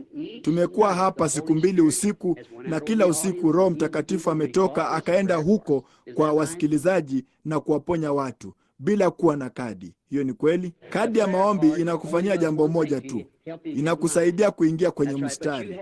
Hiyo ni kweli. Bali hebu na uwe na imani, ndipo uangalie Roho Mtakatifu akitoka jukwani papa hapa na kwenda moja kwa moja miongoni mwa hao wasikilizaji kule. Ni wangapi wanaojua jambo hilo kwamba ni kweli? Sasa ninaamini kwa dhati, kama kulikuwako na kanisa lingine lolote mbali na kanisa la Kipentekoste, ya kwamba ningeweza kuambatana nalo na kuamini kwalo, ningekuwa pamoja nalo, kama nilifikiri ya kwamba wao wana jambo lolote zuri zaidi. Na mnaponisikia mimi nikisema neno kuhusu madhehebu na mambo kama hayo, siwapingi watu hao. ni kwa sababu vipi kama ungalimwona mtu unayempenda huko nje kwenye chombo akielea moja kwa moja kuelekea kwenye maporomoko, na unajua ya kwamba chombo hicho kitazama pamoja naye, nawe useme vema, ninampenda, bali yeye ana njia zake mwenyewe? La, nisingeweza kufanya jambo hilo. Hilo halimo ndani yangu. Ningepiga makelele, nitoke mbio na kumshika kwa nguvu, nimrushie, nimvute upesi ndani ama chochote kile, ili nipate kumtoa humo. Unaona? Na ninajua kwamba hiyo haitaelea kwenye maporomoko. Hiyo ni kweli. Inapaswa kumrudia Kristo. Kweli kabisa. Haina budi kurudi kwa Mungu. Sasa mimi kila mtu hapa amekuwa kwenye mkutano wangu hapa awali. Ni kweli? Inueni mikono yenu kama mmekuwa kwenye mikutano yangu hiyo. Vema. Hakuna yeyote. Je, kuna watu wapya wowote ambao hawajapata kuwa katika mkutano wangu hapa awali? Inueni mikono yenu. Vema. Je, mna nini? Kamwe sija nini. Je, hii ndio mara ya kwanza mmekuwa katika mmoja wa mikutano yangu? Inueni mikono yenu tena. Vema. Nawaambia mimi, labda afadhali nibadilishe jambo hili. Vema, afadhali nifanye hivyo. Ninyi kwenu watu ambao ndio kwanza muingie, nitaenda kunini. Itanichukua tu wakati mdogo, dakika chache zaidi. Hebu nielezee, kwa maana mtaondoka zenu mkiwa na picha potofu. Mnaona, ninaamini katika kila tendo la Mungu, bali kwa kweli ninaamini ya kwamba Biblia inatuahidi katika siku za mwisho ya kwamba kutakuja tena. Kanisa halina budi kuja katika utaratibu ule lililokuwa nao, ambao Yesu aliliacha wakati alipoondoka. Unaona, ni bibi harusi, halina budi kurudi mahali pale. Sasa tumepitia katika kazi kubwa za Mungu, kupitia kuhesabiwa haki, kutakaswa, ubatizo wa Roho Mtakatifu, kurudishwa kwa karama. Lakini katika kufuata ukoo wa Ibrahimu, sasa mimi sina elimu, na kwa hiyo inanibidi kutumia kitu kama vile ilivyokuwa Yohana Mbatizaji. Yeye hakuwa na elimu pia. Alienda jangwani akiwa na umri wa miaka kama 9, wala hakupata elimu hata kidogo.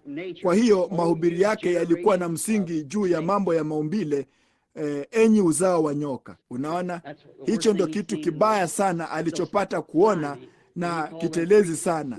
Naye aliwaita hao makuhani nyoka. Alisema, enyi uzao wa nyoka, ni nani aliyewaonya kuitoroka ghadhabu ijayo? Msianze kusema tuna hiki na sisi ni wa hiki. Mungu anaweza kutoka katika mawe haya. Hayo ndio aliyoona kwenye ukingo wa mto, kumwinulia Ibrahimu watoto. Na pia shoka, hilo ndilo alilotumia nyikani, limewekwa kwenye shina la mti, na kila mti usiozaa tunda jema unakatwa. Huo ndio aliochoma moto na kutoa kuni kwake. Unaona, lakini miti mizuri anahubiri jinsi hiyo tu. Kwa hiyo katika jambo hili ninataka kulisema jinsi hii: tuko katika wakati wa mwisho, wakati wa mavuno. Sasa katika safari ya Ibrahimu, yeye alikutana na Mungu wakati wote katika hali tofauti na kadhalika. Jambo ambalo tungeweza kulichukua na kuliweka wazi nini tu, sisi ni uzao wa Ibrahimu kama tuko katika Kristo. Na Isaka alikuwa kweli mwanawe mdogo, alikuwa ni mwanawe kijinsia, lakini kiroho Kristo alikuwa ni uzao wa Ibrahimu, uzao wake wa kifalme, imani yake. Sasa tunaona ya kwamba uzao wake wa kifalme ni unasafiri katika safari ile ile. Hiyo ni kusema bibi harusi wa Kristo husafiri safari ile ile Ibrahimu aliyosafiri. Na ishara ya mwisho ambayo Ibrahimu aliona kabla ya yule mwana wa ahadi kuja ilikuwa ni wakati Mungu alipodhihirishwa katika mwili wa mwanadamu na malaika wawili wakashuka. Yesu alisema katika Luka Mtakatifu mlango wa 17 na kifungu cha 30 ya kwamba kama ilivyokuwa katika siku za Nuhu. Alizungumza juu ya habari za wakati wa Nuhu, na akasema kama ilivyokuwa katika siku za Sodoma.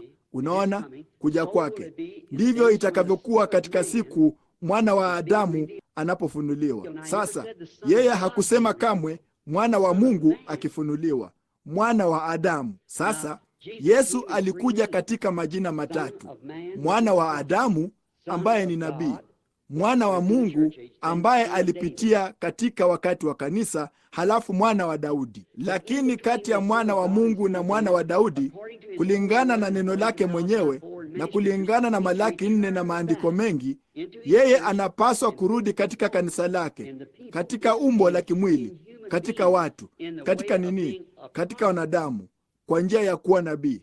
Unaona? Hebu angalia vile mtu huyu alivyofanya wakati aliposhuka kuja kumwona Ibrahimu. Jambo la kwanza, yeye alimwambia Ibrahimu kuhusu jina lake kubadilishwa, kwa sababu yeye hakumwita Abraham, yeye alimuita Ibrahimu. Na alipofanya hivyo, mbona tunaona ya kwamba yeye alisema, yuwapi mkeo Sara? Sarace.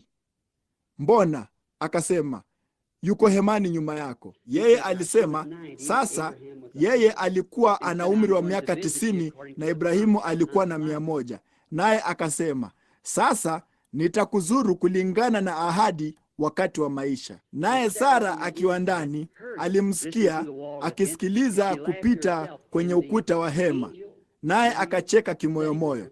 Ndipo yule malaika, mtu aliyekuwa amesimama pale, akasema, akitambua roho yake huko nyuma yake, na kusema, kwa nini Sara akacheka, akisema kuhusu mambo haya? Vema, wakamwita Sara aje, naye akakana jambo hilo, akasema, bali hakika ulicheka.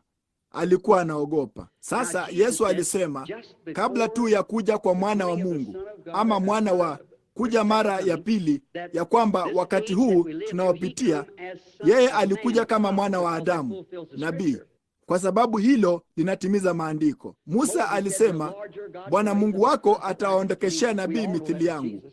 Sote tunajua huyo alikuwa ni Yesu, sivyo? Kwa hiyo ilibidi aje kulingana na maandiko, nabii. Yeye kamwe hakujiita mwana wa Mungu, alijiita mwenyewe mwana wa Adamu. Lakini sasa ndivyo alivyo katika wakati wa kanisa. Sasa yeye amekuwa ni mwana wa Mungu. Katika ule utawala wa miaka 1000 atakuwa mwana wa Daudi, akiketi kwenye kiti cha enzi cha Daudi. Lakini katikati ya wakati huu tunaona kwa maandiko, yeye atajifunua mwenyewe tena kama mwana wa Adamu, nabii.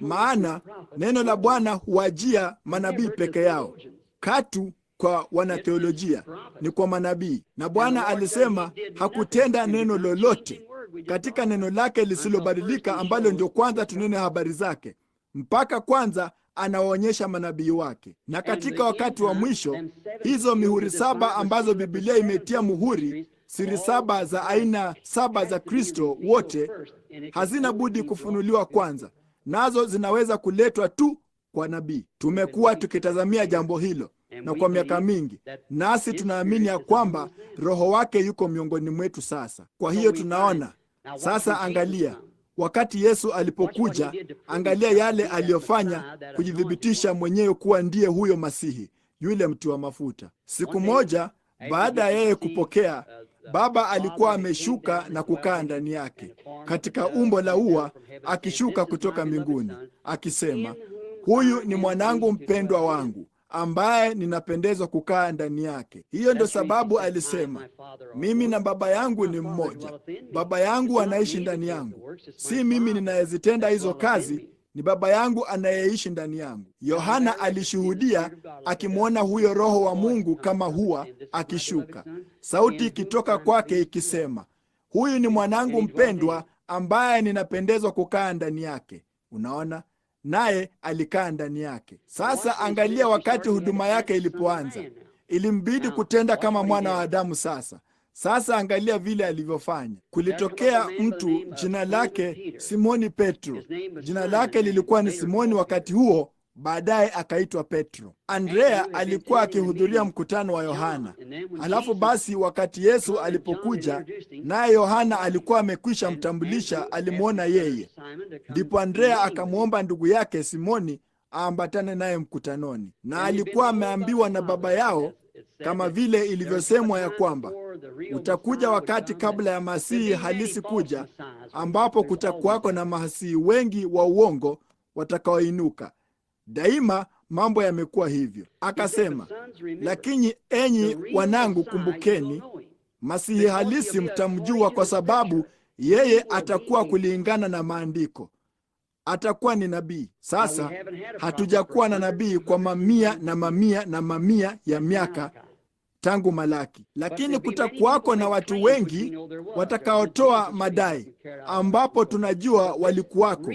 Kulikuwako na Yesu fulani aliyeinuka na kulichukua kundi fulani na kadhalika, lakini Masihi huyu halisi atakuwa ni nabii. Na Waibrania wote hufundishwa kuamini yale manabii wasemayo kwamba ni kweli. Mara moja huyo mvuvi asiye na elimu, ambaye tunaambiwa hakuwa na elimu ya kutosha kuandika jina lake mwenyewe, Biblia ilisema alikuwa asiye na elimu wala maarifa. Alitambua huyo kuwa ni mwana wa Mungu. Alimtambua huyo kuwa ndiye Masihi, kwa sababu huyo hapo alikuwa ni nabii. Huyo hapo yeye yule aliyemwambia jina lake lilikuwa ni nani, na akamwambia jina la baba yake lilikuwa ni nani. Ndipo alijua huyo hapana budi alikuwa ni nabii, maana mtu huyo hakumjua, naye alipewa funguo za ufalme. Na tunaona kulikuwako na wengine waliosimama pale wakisikiliza hayo, na mmoja jina lake Filipo aliyekuwa na nini, alikuwa akijifunza Biblia pamoja na rafiki mmoja jina lake Nathanieli, wakimtazamia Masihi. Kwa hiyo anakimbia, anazunguka mlima yapata safari ya siku moja, kisha akarudi, naye anampata huyu Nathanieli kule chini ya mti kuomba, akiomba. Ndipo akasema, njoo umwone mtu tuliyempata, Yesu wa Nazareti, mwana wa Yusufu. Kwa hiyo Nathanieli akiwa, ama Filipo ama Nathanieli hasa akiwa ni mtu mzuri, akasema, sasa hivi laweza neno jema kutoka Nazareti? Akasema, vema. Akasema, njoo tu uone. Sasa hilo ni shauri jema. Njoo ujionee mwenyewe, usikae nyumbani na kukosoa. Njoo uone. Yachunguzeni maandiko, ndani yake mnadhani mna uzima wa milele. Yesu akasema, hayo ndiyo yanayonishuhudia mimi. Kwa hiyo walipokuwa wakirudi, hapana shaka walikuwa na mazungumzo mafupi. Yeye akamwambia akasema, je, unamjua yule mvuvi ambaye asingeweza kuandika ile risiti ya zile samaki ulizonunua siku ile? Akamwambia, unajua baba yake alikuwa kule kanisani, jina lake lilikuwa ni Yona. Unamkumbuka? Kwa hiyo yeye alimwambia kwamba alikuwa ni nani. Lo, lazima nione jambo hilo. Kwa hiyo wakati alipoenda pale, na labda alikuwa kwenye mstari wa maombi ambapo Yesu alikuwa, sijui alikuwa ameenda mbele za Yesu. Yesu akamwangalia na kusema, tazama Mwisraeli ambaye hamna hila ndani yake. Sasa kwanza unasema hivi, yeye alijuaje alikuwa ni Mwisraeli? Vema, kwa sababu alikuwa amevaa. La, watu wote wa mashariki huvaa hivyo vilemba, wanavaa namna moja. Naye akasema Mwisraeli, kisha akasema hamna hila. Angaliweza kuwa jambazi ama chochote kile, ndipo angefunuliwa. Alisema hamna hila ndani yake. Na kwa hiyo hilo kwa namna fulani lilimwondolea majivuno Nathanieli. Kwa hiyo akasema, Rabi, ulipata wapi kunijua? Mbona sielewi na jambo hili. Ulipata wapi kunijua? Sijawahi kukutana na wewe, nililetwa hapa tu na Filipo.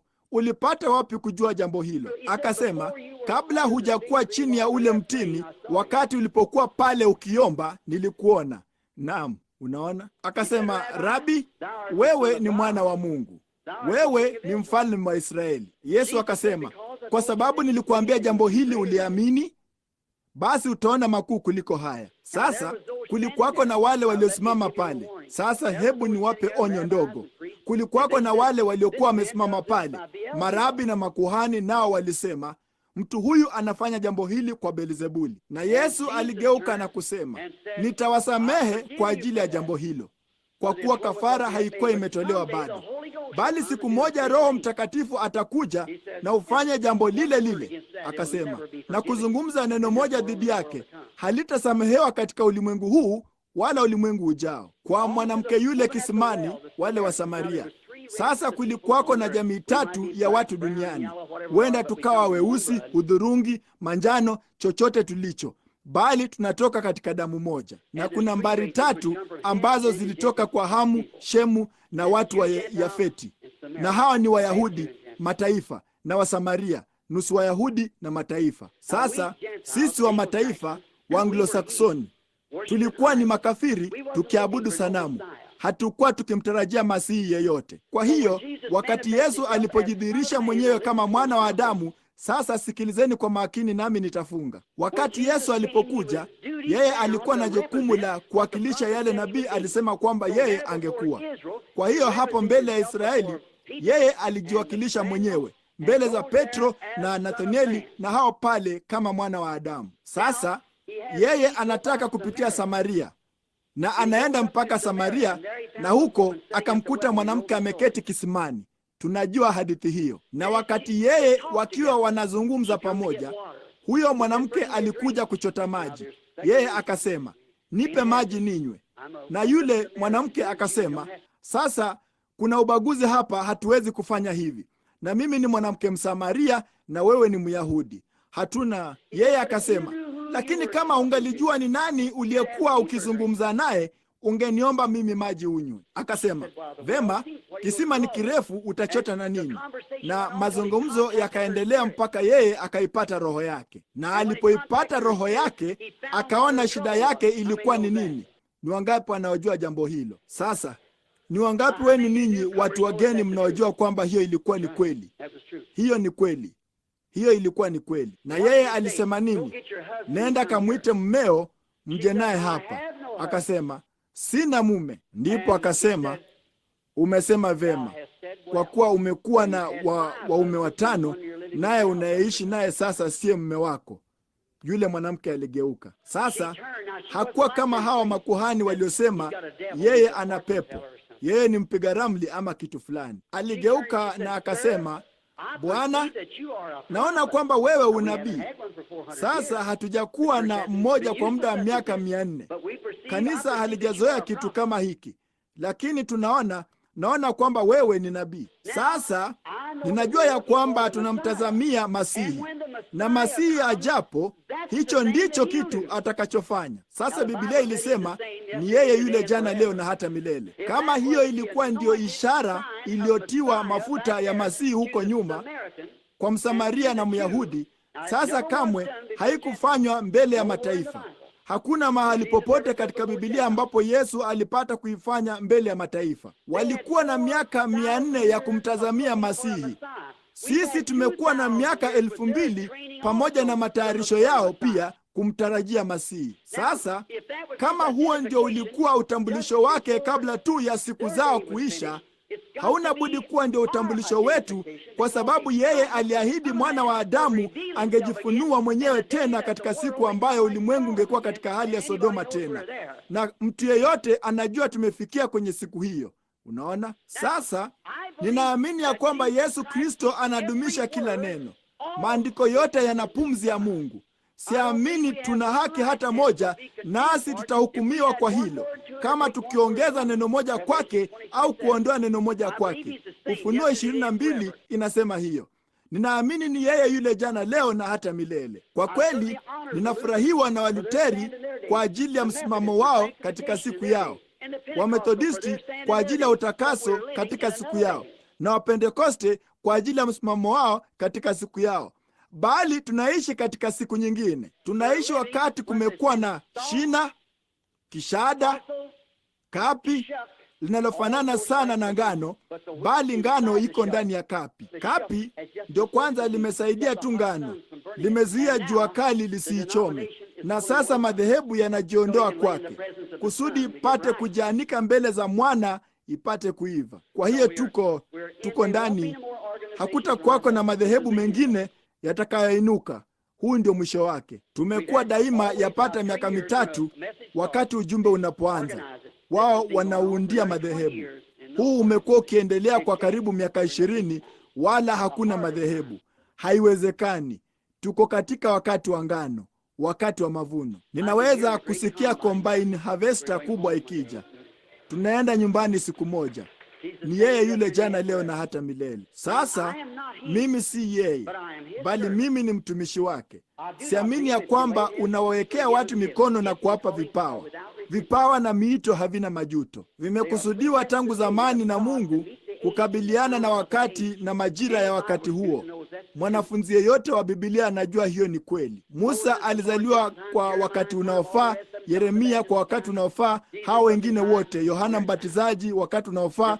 Yesu alikuja katika wakati unaofaa, nasi tuko katika wakati unaofaa.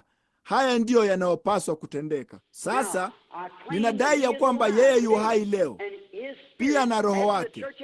Baada ya nyakati za kanisa, sisi tuko katika wakati wa kanisa la Laodikia, ule mwaliko wa mwisho na ulio mbaya sana kuliko zote, maana yeye alitupwa nje ya kanisa. Kumbukeni, mwana wa Adamu naye alitupwa nje ya kanisa, si madhehebu nje ya madhehebu, bali mtu ametupwa nje ya madhehebu. Unaona, hakuna wakati mwingine wa kanisa uliokuwa na jambo hilo, ni Laodikia tu. Kama wewe ni wa kiroho utafahamu. Baba yetu wa mbinguni, sasa nimeshuhudia kweli habari zako. Sasa kama hii ni kweli, ambayo ninajua ni kweli, Bwana, ninaamini ni kweli. Wewe shuhudia ya kwamba nimesema kweli, katika jina la Yesu, amina. Nitaenda kuuliza jambo fulani, hebu kidogo tu.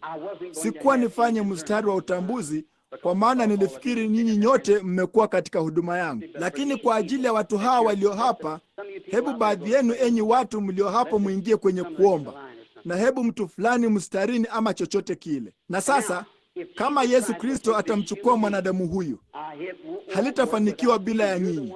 Ninyi ndio mnaofanya jambo hilo. Sasa sikilizeni. Mwanamke fulani aliguza vazi lake siku moja, naye akageuka akasema, ni nani aliyenigusa? Wote wakasema, mbona unataka kusema? Ama Petro akasema, mbona umati mzima unakugusa? Akasema, lakini naona ya kwamba nimekuwa mnyonge, ama nguvu zimenitoka. Nguvu ni uweza. Kisha akasema, naona ya kwamba nimekuwa mnyonge. Na kwa hiyo akaangalia kila mahali kwa yule mwanamke mpaka akampata. Kisha akamwambia juu ya kutoka kwake na damu, na kwamba yeye akasema, imani yako imekuokoa. Vema, sasa ni yeye yule jana, leo na hata milele. Na Agano Jipya, kitabu cha Ibrania kilisema ya kwamba sasa hivi yeye ndiye kuhani mkuu anayefanya upatanisho kwa ajili yako, anayeweza kuchukuana nawe katika mambo yako ya udhaifu. Sasa hapa ndiye huyo. Huyo ni mmoja wa wagonjwa hapa. Njoo sasa. Kwa ajili ya wasikilizaji, sifanye jambo hili kwa kusudi la kujionyesha, enyi wapendwa. Sasa acheni kuwazia jambo hilo. Kumbukeni, ninashika mawazo yenu. Ni wangapi wanaojua hilo ni kweli na wanaliona? Huyu hapa mwanamke ambaye sijapata kumwona. Sijui kitu juu ya mwanamke huyu. Labda tulizaliwa umbali wa maili nyingi mmoja kwa mwingine na kuachana kwa miaka mingi, na hapa tumesimama usiku wa leo, hatufahamiani. Sikujui. Sasa sina wazo. Hii hapa Yohana Mtakatifu 4 tena. Mwanamume anakutana na mwanamke. Sasa mimi si Yesu wala yeye si mwanamke yule, bali hapa pana hali inayofanana nayo. Naye alisema, kazi nizifanyazo mimi ninyi nanyi mtazifanya. Sasa sijui, inahitaji imani ya mwanamke huyu kufanya jambo hilo. Sijui lolote juu yake. Lakini sasa kama nimesema kile ambacho ni kweli, basi Mungu anawajibika kufanya nini? Kusema hii ni kweli. Sasa nikiwa sikujui, kama Mungu wa mbinguni nami nimesema kweli, je, unaamini ya kwamba yale niliyosema kuhusu jambo hilo ni kweli?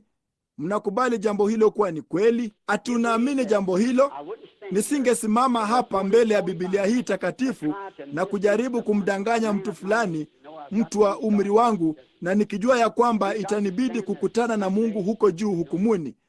Hatuna budi kusimama huko siku moja. Tunajua jambo hilo. Sasa kama Mungu anaweza kunifunulia mimi jambo fulani maishani mwako ambalo unajua ya kwamba sijui kitu juu yake, kwa maana sikujui, kukiwapo ingebidi iwe ni kitu fulani maishani mwako, nisingejua lolote kukihusu. ingebidi litoke kwenye nguvu za kimbinguni, na ndipo ingekuwa ni juu yako kile ulichowazia nguvu hizo zilikuwa ni nini. Na sasa kwenu ninyi wageni, sasa ninaushika mkono wangu. Sasa tafadhalini msitembee sasa hivi, maana unaona kila mmoja wenu ni roho. Ninapogeuka unajisikia tu kama mvuto kutoka kila mahali fulani. Unaona, ninyi ni wanadamu na mna roho, na wewe ni roho. Kama wewe si roho, umekufa. Kwa hiyo heshimu tu kwa muda kidogo tu. Na wewe mtu hapa, omba. Sikuwa nikitarajia jambo hili, sikuja kamwe kwa ajili ya jambo hili usiku wa leo hata kidogo. Nilikuja tu kuwaombea wagonjwa, bali hao ni wageni. Sasa je, unaamini jambo hilo? Kama Bwana anaweza kuniambia shida yako ni nini, ama ni nini kimekuleta hapa, jambo fulani ambalo umefanya ama unalopaswa kuwa umefanya, ama jambo lingine, basi utaamini vema. Ninajaribu kuipata roho yako. Unaona, hivyo ndivyo ninavyojaribu kufanya, kama alivyomfanyia yule mwanamke kisimani. Alizungumza naye kidogo. Unaona, alikuwa akiomba maji anywe, na hivyo ndivyo ninavyojaribu kufanya, ni kushika nia yako, sio kusoma mawazo yako, lakini nikijaribu kufanya kama alivyofanya, kujua mawazo yako. Uko hapa kwa ajili ya ugonjwa wa tumbo, unaumwa na tumbo. Hiyo ni kweli. Inua mkono wako kama hiyo ni kweli. Unaamini sasa? Si hilo tu, bali una njaa ya kitu kingine. Unataka ubatizo wa Roho Mtakatifu. Punga mkono wako kama hiyo ni kweli. Unaona, niliona nuru hiyo ikimshukia kisha ikarudi nyuma. Unaona, nenda ukampokee Roho Mtakatifu katika jina la Yesu Kristo. Lile jibu. Unaamini sasa, ewe mgeni? Sasa unasema, sasa hapa unaona, wakati upako huo unapoanza, ndipo huo hapa unaenda. Unaona, mara tu mwanamke huyo aliposimama, huyo hapo mwanamke huyo, yeye sasa hivi anatambua kuna kitu fulani kinachomzunguka. Ni wangapi waliopata kuona hiyo picha ya nguzo ya moto, hiyo nuru kule huko Washington DC? Unaona, sasa natamani ni kama vile katika kiwango kingine hivyo. Ninaiangalia moja kwa moja, ile pale inaning'inia hapa karibu na yule mwanamke, ninaiangalia moja kwa moja. Sasa mimi simfahamu kabisa mwanamke huyu, simjui, nami ninashaka sana kama ananijua, ila tu kwa kuwa huko nje kwenye mkutano, hivyo tu. Lakini kama Mungu anaweza kuniambia jambo fulani kukuhusu, ama jambo fulani kama tu muda kidogo uliopita, je, utaniamini mimi kwamba ni nabii wake, mtumishi wake? Ungeamini jambo hilo kwa moyo wako wote? Vema, na alijalie. Wewe unakabiliwa na upasuaji, na upasuaji huo unahusu mkono wako. Hakuna alama juu yake, bali ni ugonjwa wa neva katika mkono wako. Huo ulisababishwa na ajali, nawe unapaswa kufanyiwa upasuaji. Hebu amini, nawe haitakubidi kufanyiwa upasuaji kama tu ukiamini kwa moyo wako wote. Na iweni na imani tu sasa, msitilie shaka kamwe, aminini tu.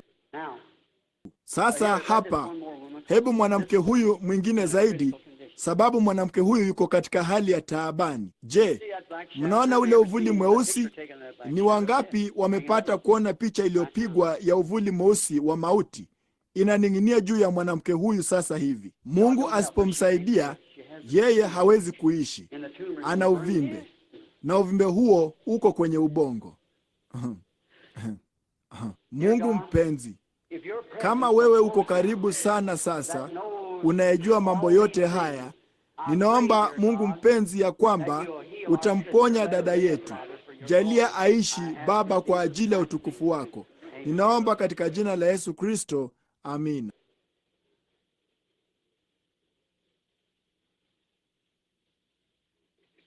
Uhali gani? Wewe ni mtu mzuri sana. Kama mama angaliishi, angekuwa karibu na umri kama wako nadhani. yuko utukufuni usiku huu. Daima angeniombea wakati nilipoenda mkutanoni. Nilimwambia, Bwana, wasemaje mama, umri wa miaka 85 na kutakia heri dada. Sasa mimi sikufahamu kabisa, nadhani tumeachana umri kwa miaka mingi, nami sikujui, sijapata kukuona. Sisi ni watu wawili tu waliokutana hapa duniani, bali wewe ni Mkristo, wewe ni mwamini. Maana sababu ya mimi kujua jambo hilo ni hisia ninayopata juu ya Roho wako. Wewe ni nini? Umenikaribisha. Unaona, nami ninaamini huyo ni Roho Mtakatifu, maana anafanya kazi na matendo ya Roho Mtakatifu. Unaona, nami ninajua kwamba ni yeye. Ninajua jambo hili tunalozungumza habari zake ni kweli. Sasa ninajua kwamba ni kweli. Sasa sijui ungekuwa na shida gani, lakini kama Bwana Yesu angenifunulia shida yako, je, ungejua kama ilikuwa ni kweli ama si kweli, ama aniambie jambo fulani ambalo umetenda ama ulilopaswa kutenda. Je, ungeamini ilikuwa ni Bwana Yesu, yeye yule Mungu, yeye yule ambaye angeweza kumwambia Filipo mahali alipokuwa, kumwambia Simoni kwamba jina lake lilikuwa ni nani? Je, unamwamini ya kwamba ni yeye yule? Shida yako ni shida ya matumbo. Hiyo ni kweli kabisa, sivyo? Je, unaniamini sasa mimi kuwa ni nabii wake? Jina lako ni Bibi Baya. Bibi Baya, baya kama aspirini ya baya. Hiyo ni kweli. Umeponywa, nenda zako. Yesu Kristo amekuponya. Mungu akubariki.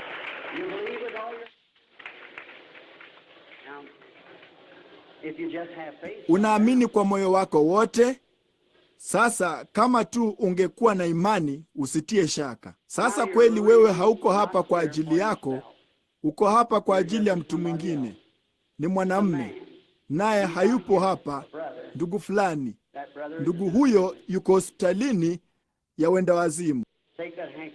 Chukua leso hiyo ulionayo mkononi mwako wakati Roho yuko juu yako, mpelekee. Iweke juu yake, usitilie shaka. Atatoka kwenye hiyo hospitali na kuwa mzima. Unaamini jambo hilo? Mungu akubariki. Unasema ya kwamba ulisema malaika huyo katika siku ya mwisho pale alikuwa amegeuza mgongo wake. Vema, angalia, sitamwangalia mwanamke huyu, nimegeuza mgongo wangu. Sasa bibi yule aliye na mgonjwa huyu, je, unaweza kunisikia? Sema ndiyo. Kama Bwana Yesu atanifunulia shida yako ni nini, ninapoangalia upande huu, utajua kama ni kweli ama si kweli. Hiyo ni kweli. Je, unaamini basi ni kutimiza yale Yesu aliyosema itafanywa katika siku za mwisho kama ilivyokuwa katika siku za Sodoma? Je, utaamini? Una ugonjwa wa akina mama, ugonjwa wa wanawake. Amini kwa moyo wako wote. Sasa utaondoka, nawe unaweza kwenda nyumbani na ukawe mzima. Mungu akubariki kama unaweza kuamini. Je, unaamini ya kwamba Mungu ataponya ugonjwa huo wa moyo? Vema, endelea tu kutembea ukisema asante Bwana. Amini. Unaamka asubuhi, ni vigumu kwako kusogea. Yabisi kavu ni kitu kibaya, bali Yesu Kristo ndiye mponyaji wa yabisi kavu. Je, unaamini jambo hilo? Unashuka kwenye taksi kwa upande ukishuka. Ninakuona ukifanya jambo hilo. Haitakubidi kufanya hivyo tena kama utaamini. Je, unaamini kwamba nilitumwa kwa kusudi hili? Basi katika jina la Yesu Kristo na umwache. Amina. Una ugonjwa wa tumbo. Je, unaamini ya kwamba Mungu atakuacha uende nyumbani ule chakula chako cha jioni, ujisikie vizuri kuhusu jambo hilo? Nenda zako kula chakula chako cha jioni, amini, na utajisikia vizuri. Una unyonge unakuja juu yako. Hiyo ni kweli, kwa maana moyo wako ni mbaya. Hiyo ni kweli. Unao tena sasa. Nenda, amini jambo hilo. Vipi kama sikusema neno moja kwako na nilikuwekea tu mkono? Je, ungeniamini mimi pia kwamba utakuwa mzima?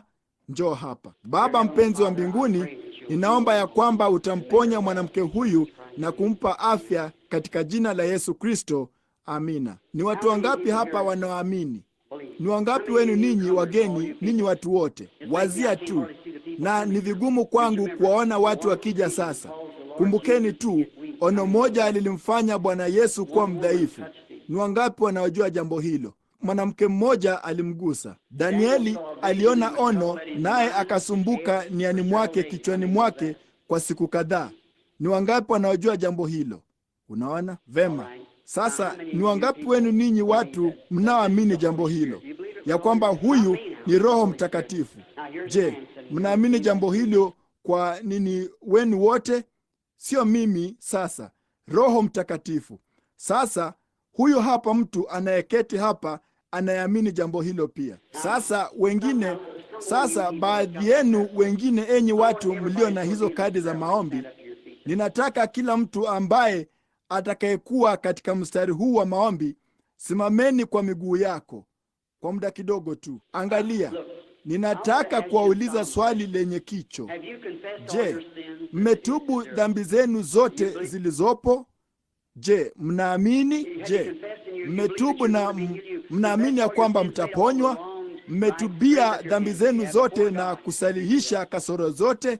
Inueni mikono yenu kama mmefanya hivyo mbele za Mungu. Mnaamini jambo hilo? Na sasa huku mmeinua mikono yenu pia, je, mnaamini inahitaji Roho Mtakatifu, na huyu ni Roho Mtakatifu ambaye anashuhudia tu mwenyewe miongoni mwenu? Je, mnaamini jambo hilo kwa moyo wenu wote? Mnaamini? Basi kila mmoja wenu anaweza kuponywa. Sasa je, mna imani na matumaini katika wahudumu hawa wanaoketi hapa? Je, mnawaamini hao watu pia? Vipi kama tukiwaombea kila mmoja, halafu tuwaache mpitie hapa na kuwawekea mikono?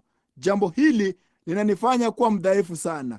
Hilo linaendelea tu namna hiyo, linanimaliza nguvu kabisa, na ninaenda Afrika ya Kusini baada ya huu, kwa kuwa jamani, mnajua jinsi mambo yalivyo huko, ambako hata huwezi kuzungumza na hawa watu, na kungekuwa na tunatarajia angalau watu 1,300 mkutano mmoja.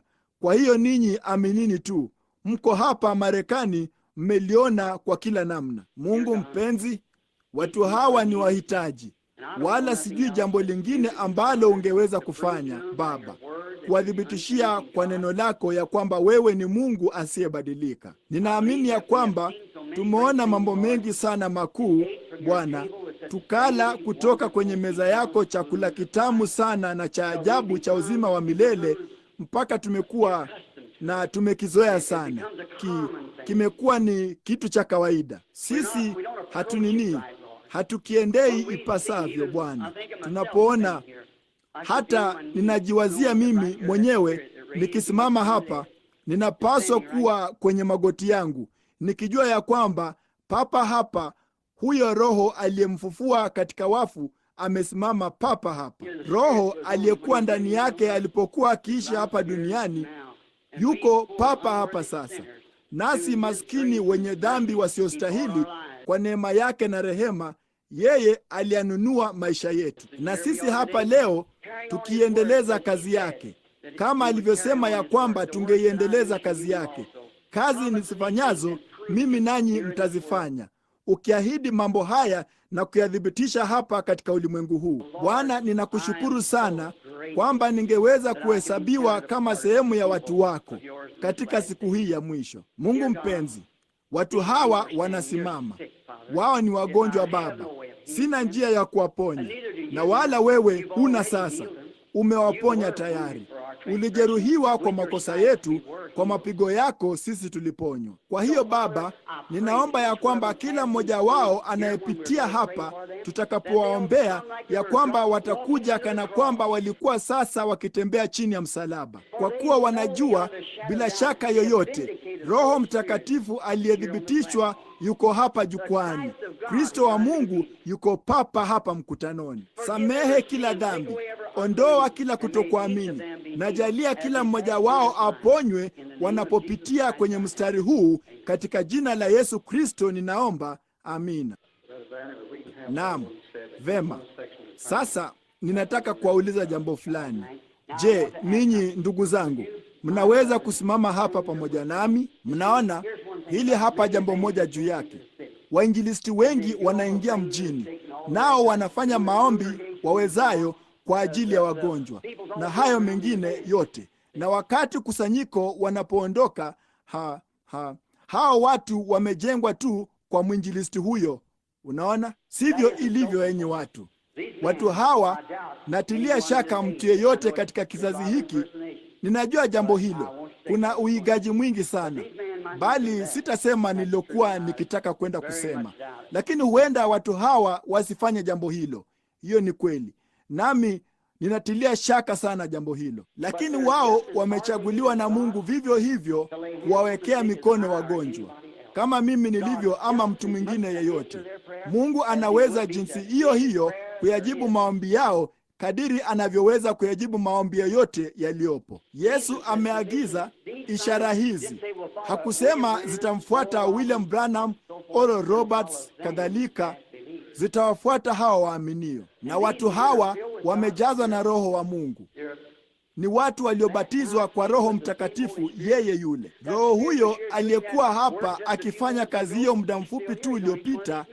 Yeye angali yupo hapa, yuko juu ya kila mmoja wa watu hawa. Unaona, nao wote wamejazwa naye. Kwa hiyo nitawaomba wafanye mstari maradufu hapa kando ya safu hii hapa, wakiweza, ili kwamba waweze kuweka mikono yao juu ya wagonjwa pia wanapopitia hapa. Nao wanataka hao walio na kadi za maombi wasimame, kadi za maombi peke yake, wasimame katika marefu ya kanisa. Na ninyi wengine muombe kwa dakika chache tu. Sasa simameni kwenye kila sehemu, simameni tu moja kwa moja kwenye mkono wenu wa kushoto wa sehemu yenu, simameni nje kwenye sehemu yenu, ndipo watawaita tu. Mtakapouona mstari huu hapa unamalizika, hebu mstari huu uingie moja kwa moja ndani yake. Wakati huu utakapomalizika, hebu huu uingie badala yake. Na mtakapopitia hapa sasa, kumbukeni, mtakuwa mkitembea tu isipokuwa mnaamini. Ni wangapi wenu wanajua, unajisikia tu moyoni mwako ya kwamba umeomba vya kutosha kuhusu jambo hili, nawe utaponywa mara utakapopitia kwenye mstari huu? Inua mkono wako useme, ninakubali jambo hilo, Kristo, sasa hivi, kwa sababu tu uliagiza mambo haya. Sasa ninamwombea kila mmoja wenu. Tutaomba. Nitamwomba dada Rose ama yeyote yule aliye kwenye kinanda pale. Dada Rose, tafadhali utupigie, ni tabibu wa karibu. Na hebu watu wengine wote wawe katika maombi, na wanapopitia kwenye mstari huu wa maombi, ninaamini kila mmoja ataponywa. Mungu awabariki. Ninyi wengine inamisheni vichwa vyenu na muwe mkiwaombea wengine. Iweni wanyofu kabisa. Unaona, hivyo ndivyo ambavyo maskini yule mhubiri wa Kibaptisti alivyompokea Roho Mtakatifu hivi majuzi usiku. Alikuwa akiwazia jambo hilo, ameketi pale tu akiwa mnyofu sana, naye akalishukia kundi hilo lote. Inakupasa kuwa mwaminifu kwa Mungu. Sasa yeye amethibitisha yuko hapa pamoja nanyi. Yeye yuko hapa sasa. Wakati mtu yeyote anapokuambia ya kwamba hili ni lundo tu la msisimuko, unajua vyema zaidi sasa, sivyo ninyi wageni? Yeye alithibitisha mwenyewe ni yeye, wala hakuna mtu mwingine yeyote angaliweza kufanya jambo hilo. Jambo hili halijafanywa tangu siku za mitume. Ndio kwanza sasa alirudi kanisani kama ilivyoahidiwa. Bwana awabariki. Sasa ninyi watu mnapopitia kwenye mstari huu, njooni huku mkiomba. Kila mtu sasa. Tabibu mkuu amekaribia sasa, Yesu mwenye huruma.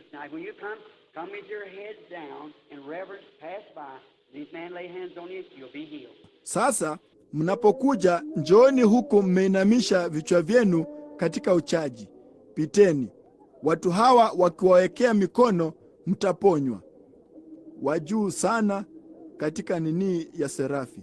Hiyo ni kweli, ni sawa. kitu, lakini ni jambo rahisi tu la kutii yale Mungu aliyosema ufanye. Nimeona jambo hilo likitendeka mara nyingi sana. Unaona, maandiko hata hayakutuagiza kuwaombea watu, yalisema tu wekeni mikono juu ya wagonjwa watapata afya. Hivi karibuni tu, sisemi hivi karibuni, kisa hicho kilikuwa mawazoni mwangu. Sasa imekuwa kama miaka 3 ama 4 iliyopita ama zaidi. Tulikuwa papa hapa California. Wanawake wawili walipitia pale, mmoja wao alikuwa na kivimbe usoni mwake na huyo mwingine alikuwa na ugonjwa wa tumbo. Nao waliamini jambo hilo, hivyo niliwawekea mikono na kusema, sasa ninafanya jambo hili katika jina la Bwana Yesu. Ilikuwa karibu ni mwezi mmoja baadaye, bibi huyo alikuwa akijaribu kula. Akiwa na ugonjwa huo wa tumbo, asingeweza tu kufanya hivyo. Asubuhi moja, hisia baridi ilipitia juu yake. Alisema naye akaenda kula. Ndipo akakimbia kushuka kwenda kumwambia jirani yake, naye jirani yake alikuwa akitikisa mashuka namna hiyo, akijaribu kutafuta kile kivimbe kilichokuwa kimeondoka usoni mwake usiku huo. Unaona, aminini tu enyi marafiki, kama akifanya jambo hilo kwa mtu mmoja, atalifanya kwa wote, na ni jambo rahisi tu la kuwekea mikono. Na hivyo ndivyo alivyosema tufanye. Hatujui jinsi inavyofanya kazi. Sijui jinsi inavyofanya kazi. Ni ahadi yake tu, alisema ingefanyika hivyo. Nami nimepata 10,000 kote duniani wanapona tu. Mungu aliahidi kufanya jambo hilo, na ni ahadi yake. Unaona?